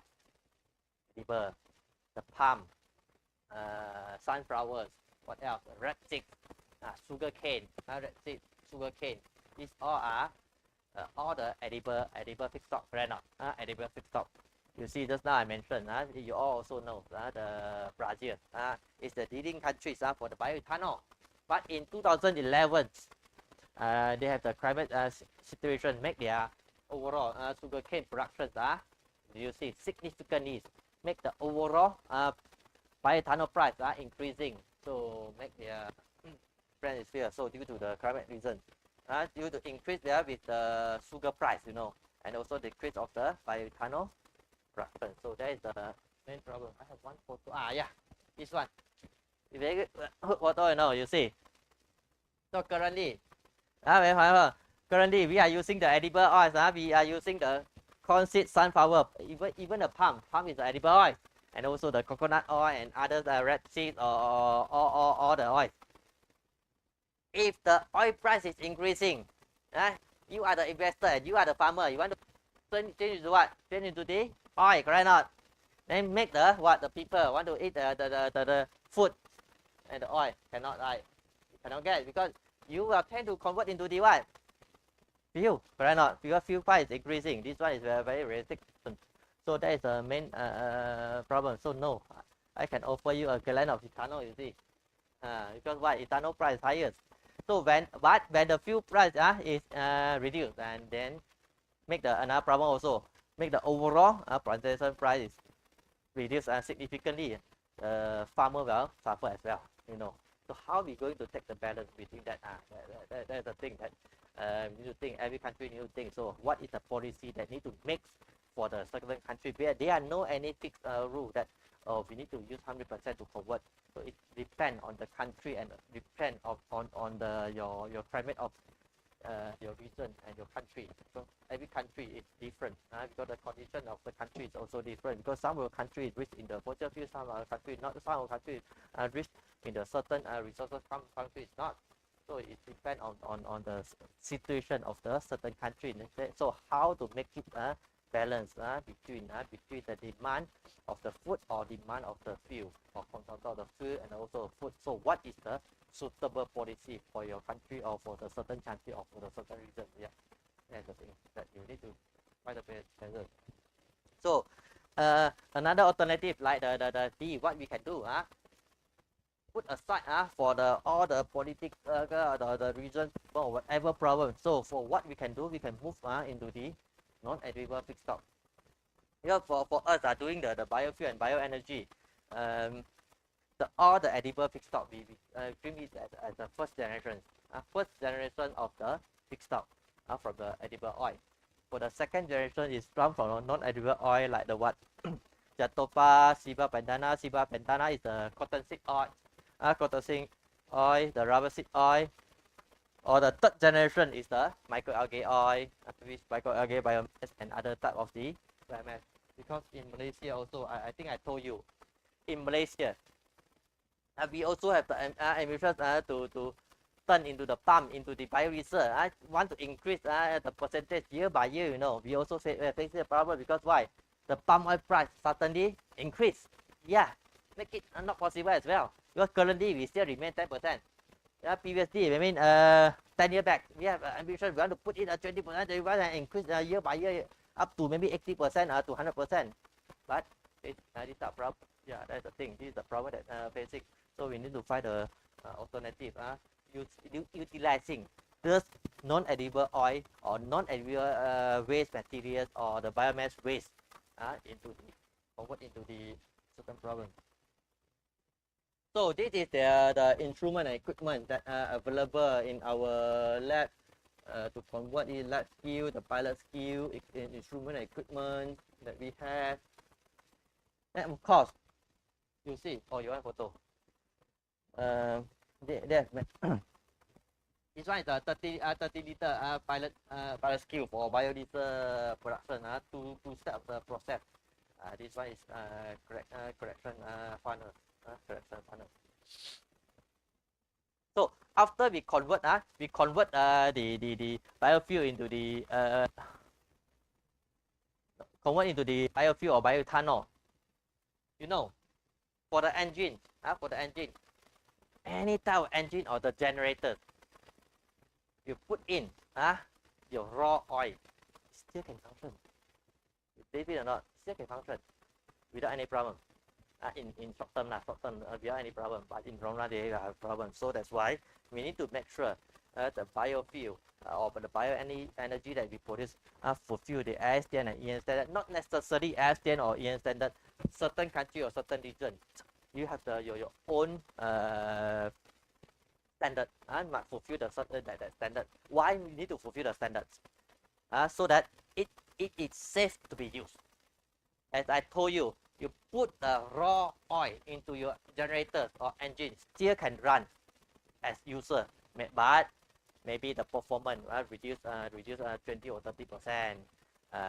That is your cause of wear and tear to the engine part and components. Because why? Because not not pure biofuel or biodiesel. They have many particles. This particle will cause the what? Maybe the corrosions in your parts and components of your generators or of your engines. Still can be used, but it's one. So we need to make sure. We need to make sure the biofuel and bioenergy that you produce fulfill the certain standard, not necessarily ASTM standard or EN standard. Basically, if you are working in this area, you know the standard is what? The standard is we need to make sure the viscosity is reduced to a certain percentage because the viscosity is high viscosity will cause what? The knock-in on the engine. High acid value will cause what? The corrosion to the part and components. That is the thing. So that's why the standard is just the standard. Standard is just standard. Every country can have your own standard, doesn't matter. But you need to know what is the fundamental behind the standards. Fundamental behind the standards. For example, the flash point. What is the importance of flash point? First point, so that it can be safe to be stored. If the too low flash point, I mean what? Example, if your flash point is maybe 40 or to 50 degree, maybe the temperature, temperature up to 40 to 50 degrees, yeah, yeah. And that's a thing that we need to consider. The Ceten number, nothing wrong with the low Ceten number, but the low Ceten number will cause the performance, lower performance. That is the thing that you need to consider. So you need to make sure that the biofuel fulfill the certain standard. The STM and EN standard are just a benchmarking standard only. I know many countries you have your own standard. So for each standard, we have the certain test method. This one I just use the petrol diesel as a comparison only. The density need to fulfill the certain density and certain viscosity. That viscosity that I mentioned to you before will cause the knockings to the if high the viscosity will cause the knocking to the engine component and parts. The flash point also need to fulfill the certain pour point and crop point. Pour point and crop point is suitable to be used in Malaysia. We are not really care about the what is the pour point and crop point or the CFPP point, because that one is more on the four season country. Because during the winter time the temperature might go until maybe negative something. If the pour point and crop point is relatively high, I mean it will become solidified at a certain temperature. If the pour point and crop point is 10 degrees C, I mean the biofuel will start to crystallize at that temperature. So, but in Malaysia, don't have that problem, because in Malaysia the average temperature is more than 25 throughout the years. Then the calorific values. What is the calorific values? Is the energy content. Is the higher calorific value, that means it can be the higher energy storage per liters. The oxidation stability also relatively important, because it can be oxidized after the certain hours. So that it will affect your storage period. The acid value will cause the corrosions to the engine part and components. So this is what we need to know. So what is the parameter behind? So we not necessarily want to follow the standard. You can develop. For example, if you know the parameters of the certain standard already, or you know the STM standard or EN standard not applicable for your country, you can propose to your government. Hey, that one not applicable. We can have our own standard, because so that more suitable to our own country. Because that one the STM is basically more on the America's region, and EN standard is more on the European Unions. Suitable for their own climates. Okay, in this one, we are conducting 3 types of the biodiesel, biomass waste. This one is the second generation of the biomass waste that available in Malaysia.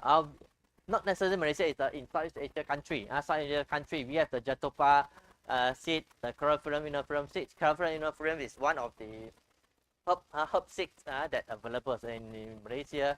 Ciba pentana is the cotton. We have produce the cotton seeds. That one we convert into the bioethanol. Okay, you see, why we like to use the edible oil? Because edible oil has relatively low viscosity. That's the thing. And also low acid value. Low acid value and low viscosity. If we are using the non-edible oil or the non-edible oil or the biomass waste oil, normally we will have the high high viscosity and high acid value. High acid value. That's the thing. That's the drawback. That's the drawback. So that's why we need to have the further one step to do the treatment. But they have the solution.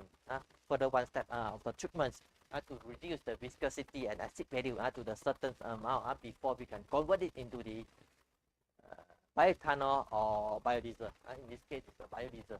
In this case, it's biodiesel. Biodiesel. The scientific names for the biodiesel is the fatty acid methyl ester. If we mix with the methanol, mix with methanol. So this is the four types of the feedstock that we are using. So that's why you see, due to the high acid values, so that's why we need to have the pre-treatment of the acid catalyst acidification for the non-edible feedstock to reduce the fatty acid. So normally, if the fatty acid is reduced, the viscosity is reduced. Following the viscosity will reduce as well. So what we are doing here is the first step is the acidification, then followed by the transformation. So all of you are familiar with what is the acidification and transformation or not? Don't know.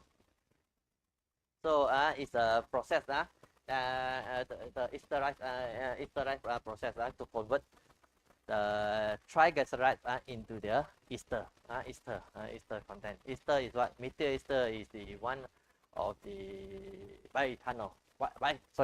Biodiesel, fatty acid. Yeah, the fatty acid components. So normally the process acting as between the 50 to 60 degrees C for 1 hour with the using the alkaline catalyst. And you can able to reduce the acid values into the 0.33945 and also the 0.4 kHz per grams.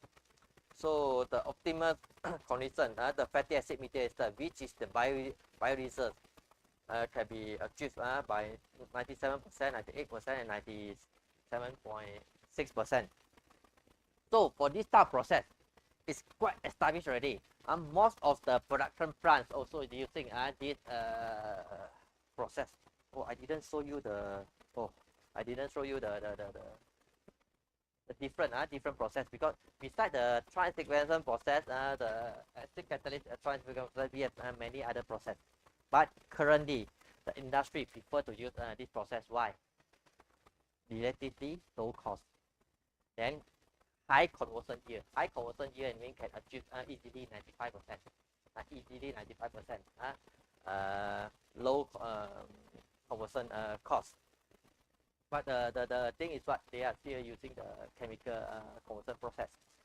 And also we have will have the byproduct, the gas oil as a byproduct. This I didn't show you the gas oil as a byproduct. And we need to filter it before separate it or filter it before we can correct the pure fatty acid methyl ester, because the conversion here is only 73%. It's 73%, basically 2 or 3% are the gas oil. But still, currently the industry, this is the best process for the industry. But we have another 3 or 4 process.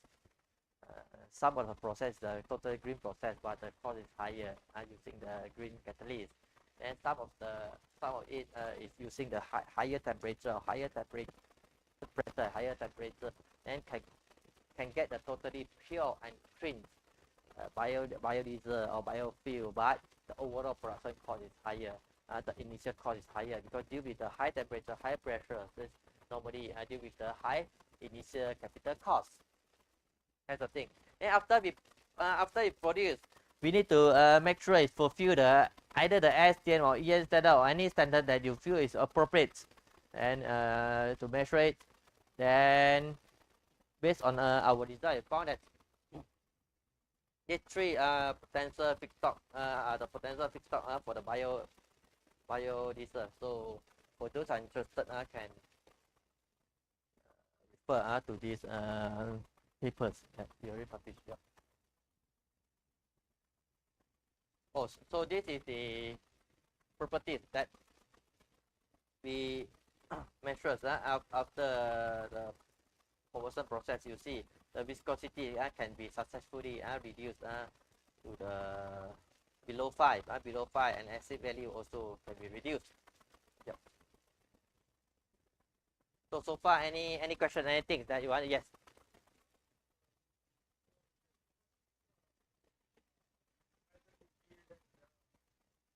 Yes.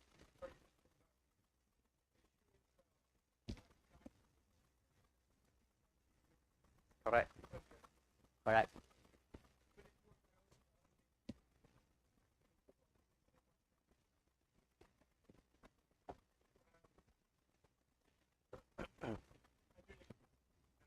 Correct. Yeah, that is the thing, because to say this really research is 10 years back. Why we do this research? Because during that time, Jatopa become one of our hot topics. Many industry or companies from the Malaysia and Indonesia, they start to produce or the plant the Jatopa plants, you know. They plan to convert it into the biofuel or biodiesel, because I told you during that time in Malaysia we plan to implement biodiesel increase from 5 20%. So many investor or company find this is a good opportunity, and that they found that Jatopa tree is relatively low cost and easy to plant, and they can mature it very fast. But they are facing some of the problem. First thing, the low yield. Low yield, that means what? Low yield per hectare of the land. Yes, it can grow very fast. Not like the palm. We need to 10 years to grow, 5 to 10 years before they can harvest. But the Jatopa, that's low yields per hectare of the land. This is one thing. The second thing, there are no any other benefit of the Jatopa, you know. It's just plant for the biodiesel only. That is another thing. Another thing. So that's why I make this all company cannot survive. Cannot survive. That's the thing. Cannot survive. So that's why the good thing is here we utilizing the whatever the biomass waste that's available in the region, because that one is can kill two birds with one stone. How to kill two birds with one stone? For the biomass waste, no matter you like it or not, you need to do the treatment to reduce the waste runoff, the treatment. Then why not while we are treating this biomass waste, we can convert into something that useful or something that value added as a thing. Yeah. So this is the for all of you, for all of you. So how we going to utilize the biomass waste,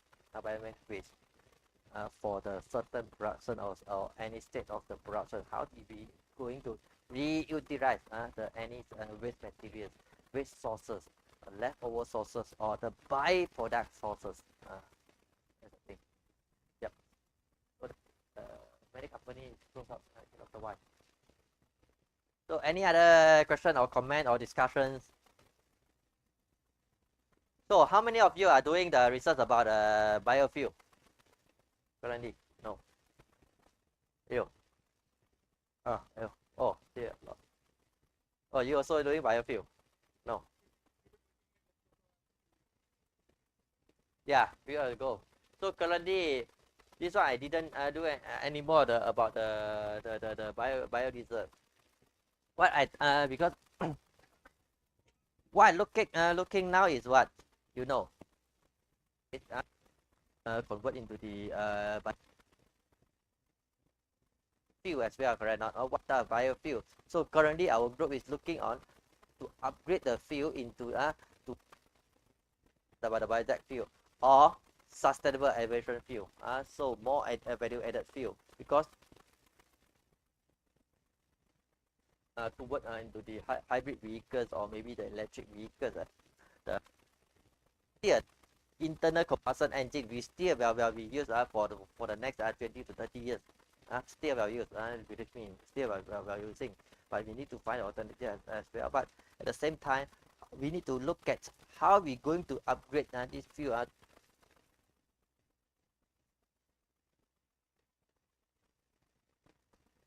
to the sustainable aviation.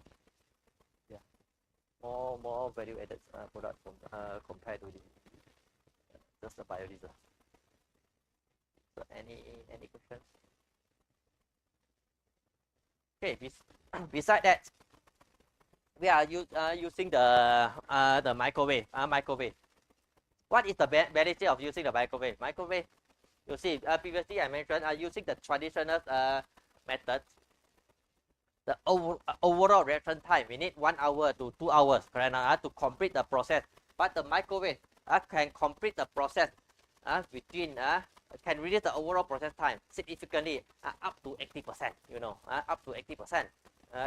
The overall reaction time with the almost similar product property and quality. That is the benefit of using the microwave.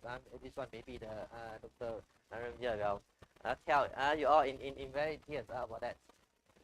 So you see, in this study, we still using the chloroform oil together with the waste cooking oil. Together with waste cooking oil, we found that the overall reaction time is just 7 minutes. In order for us to get the optimal product, at the same time, the physiochemical properties also fulfill the ISO standard, and also we have the higher oxidation stability. Why we have the higher oxidation stability? Because for the traditional process, we need to continue heating at a relatively high temperature, which is around 60 degrees C for 1 or 2 hours. Make the oxidation stability poor.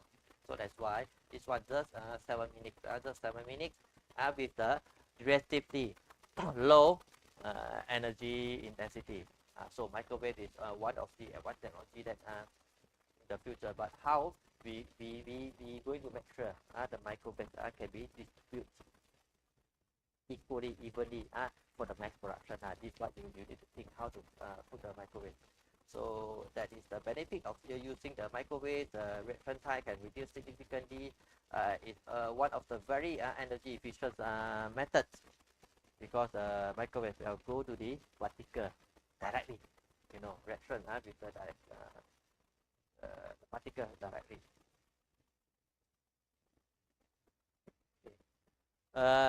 This one is the challenges that facing by the biodiesel. First is the high cost of the feedstock because it's facing the very stiff competition between the food and also the fuel, and also the overall processing cost. We need to make sure it's become more and more economical feasible with the higher yield. The yield also is very important for the industry. They look at the yield and also the economicals of the overall processing. But for the scientists and also the engineer, we are not look at that thing.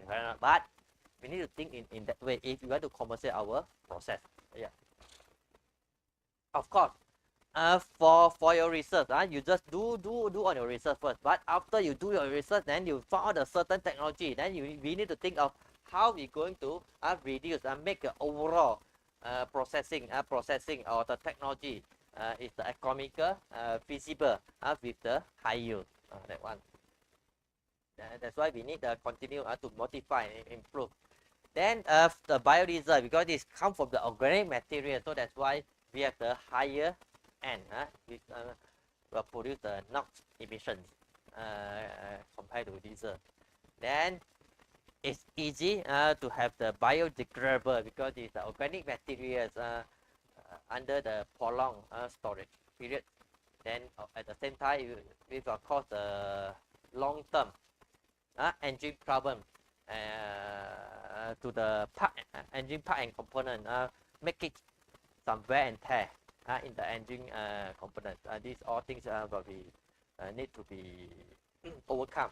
But for the biodiesel bioethanol engine in Brazil don't have this problem because they already designed catered for the bioethanol. So that's why that's the thing that we need to think of how we need to design or develop the fuel that's as close as possible, close to the what? Fossil fuel. Because the fossil fuel is so suitable to be used in the current engine and current generator, correct or not? So we need to what? Develop the fuel that's closer to the fossil fuel, not the other way around. Not the other way around is what? We design the engine just for the biofuel, not that way. We design the fuel that's closer to the fossil fuel, as close as possible, with the lower cost and higher yields. That's the thing that we need to. This is another new topic. I think I don't want to start a new topic. New topic tomorrow. So still left some time. So any question, discussions? Yep. Any question or discussions? Anything that you want to ask?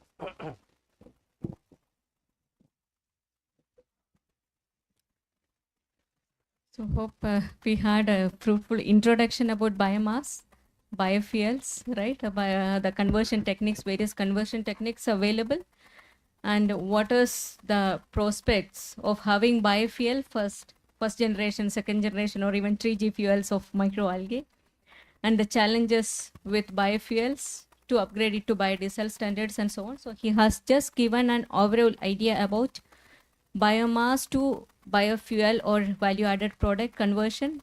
And as we have enlisted in the title, it is biomass waste to value added product, not biomass to value added product. Because as he mentioned, when we just think of biomass to value added products, we are competing with the agricultural crops, right? So we are focusing more in this course on biomass waste to value added products, mostly the 2G fuels and its upgradation. And he has given a brief introduction about the contents or the biofuel conversion prospects. I hope we will give him a rest today because he was traveling all night, or I should say awake all the night because of his travel schedule. Maybe we'll take 1 or 2 questions today, and you can store the remaining questions with you because Professor Ang is with us for the rest of 5 days. We can have more interaction later on. So just 1, 2 questions, then we'll leave for today.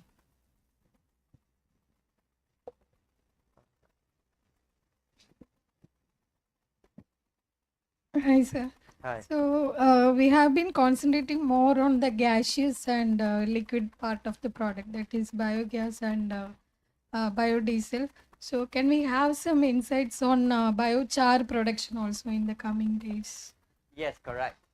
Because this is what I want to discuss with you all. Because for my study or for my courses, the biomass conversions can be divided into the 3 stages, not 3 stages, 3 phases of the product. First phase is the liquid product, which I introduced to you today. The liquid fuel. Liquid fuel divided into the 2 parts. One is the biodiesel, another one is the bioethanol. The liquid fuel, or even the bio oil. Bio oil is the crude bio oil before converted into the biofuel first. This is the liquid products. At the same time, just the another slide, because I don't want to continue. This one is the solid product. We discussing about the solid product as well.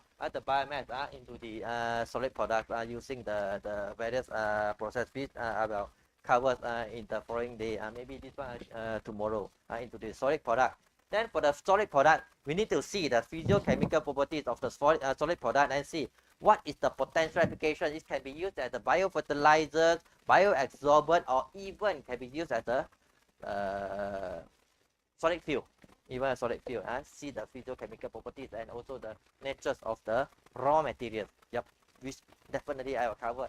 And another stage is the biogas. Biogas.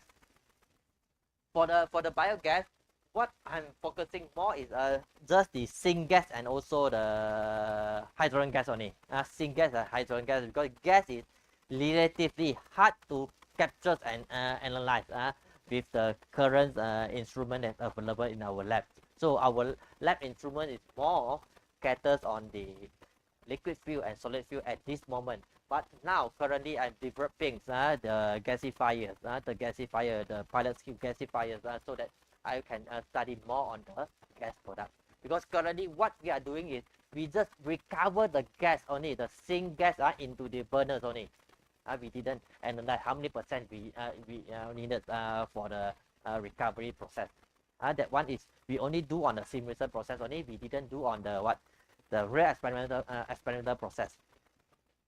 So for most of my study or whatever is the real-time experimental study. At the same time, now I also looking on the simulation study also how to, because we have a lot of the real-time industry data, also the experimental data. So how we going to convert this data into this simulation data so that we can do the optimization and also do the continuous improvement. See what is the percentage of the solid product or liquid product or even the gas product can be produced. At the same time, we need to see how many percent of the gas product or the syngas product can be recovered back, because we no need to recover 100%. Maybe some of the percentage can go to the some generators to produce to convert into the electricity directly. So how we going to make it possible? Yes, I will cover these all things, but currently I focus more on the liquid product and also the solid product only. But gas product we just say recover back, then we just measure the percentage of the gas will be produced. Yes, definitely. So what is your research background? What you're doing on gas?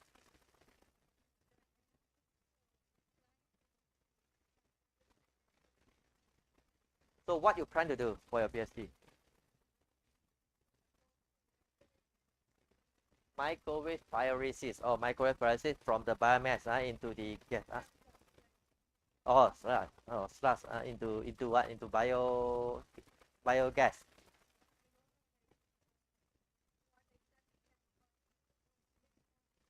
If the sludge for gas might be possible to get more on, it depends on temperature, might get more on the solid products. I believe, and also the gas. Correct. Because later on, maybe tomorrow I will show you the moisture product. How can you obtain the moisture byproduct into convert into some other value-added products? Yeah. Yes, any other questions, suggestions? Yeah. Maybe before you ask questions, maybe kindly introduce about yourself. What is your background? You are the PhD student, master student, so that I know your background. My name is Jaideep. I'm from Vadodara, and I'm doing my bachelor's in biotechnology. You have talked about the syngas. The main problem of syngas in the Indian scenario is that the feedstock which we are getting is of a low calorific value. The calorific value is of that 4,000 to 5,000. If we convert it into the syngas, significantly it will be much lower of 80%. If we get a good feedstock, then it will be of 80%. Then also that the practically, if we're talking about, it's 12 to 18 megajoules of syngas. If we compare that syngas with the syngas which we currently industrial level that we get, it is of 30 megajoule of. So it is hard to compete with that. So what could be the techniques, or what could be the point of view from which we should work on it? No, what is the raw materials, the materials that you are using? There is different kinds of materials such as cotton stalks or wood chips is being used. Correct. So that's the thing. Is not all the materials are suitable to be converted into the maybe the syngas. You need to see what is the characteristic of the material first.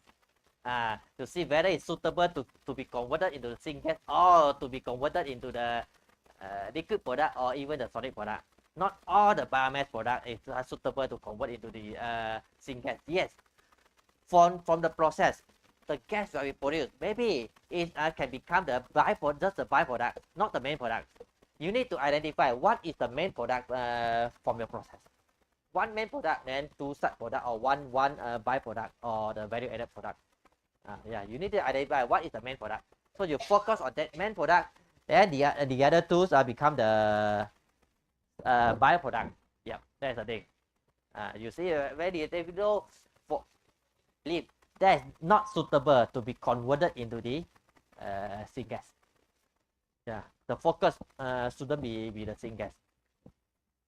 Yeah, because as you mentioned, it cannot compete to the current industry product or whatever. Because sometimes the not the process problem is the raw materials, the characteristic of the raw materials.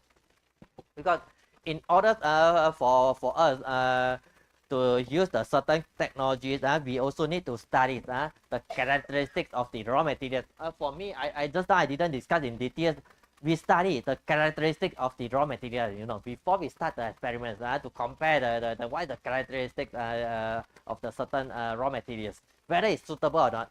Because in the future, we might not need we still need to study the characteristic. After we study the characteristic, we are put into our models. I start to develop things, the models of the different process, put into the models, see whether it's suitable or not. If it's suitable, we only go to the experiments.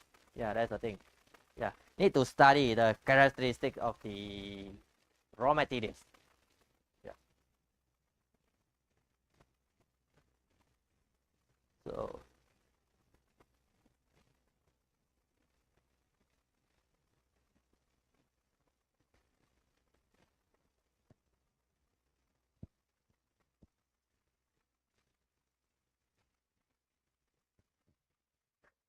So thank you all. So we'll wind up the session for today.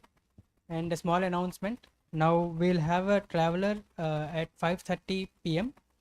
So the traveler will go towards the girls' hostel. So I request all the girl participants to please go to the traveler, as well as the participants staying in the guest house.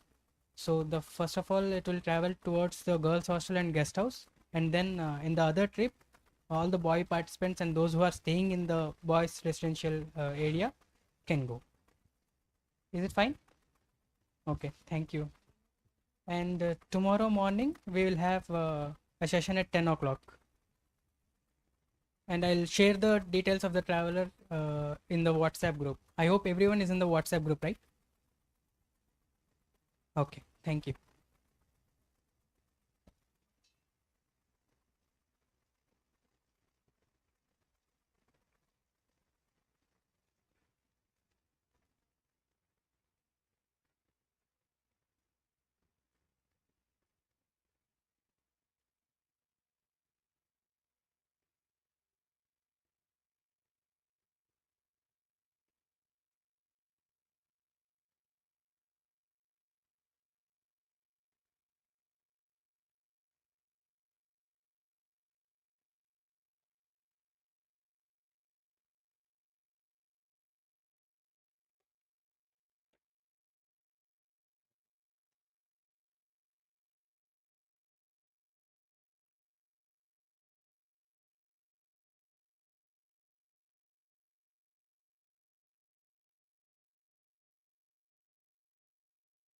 oh, this one.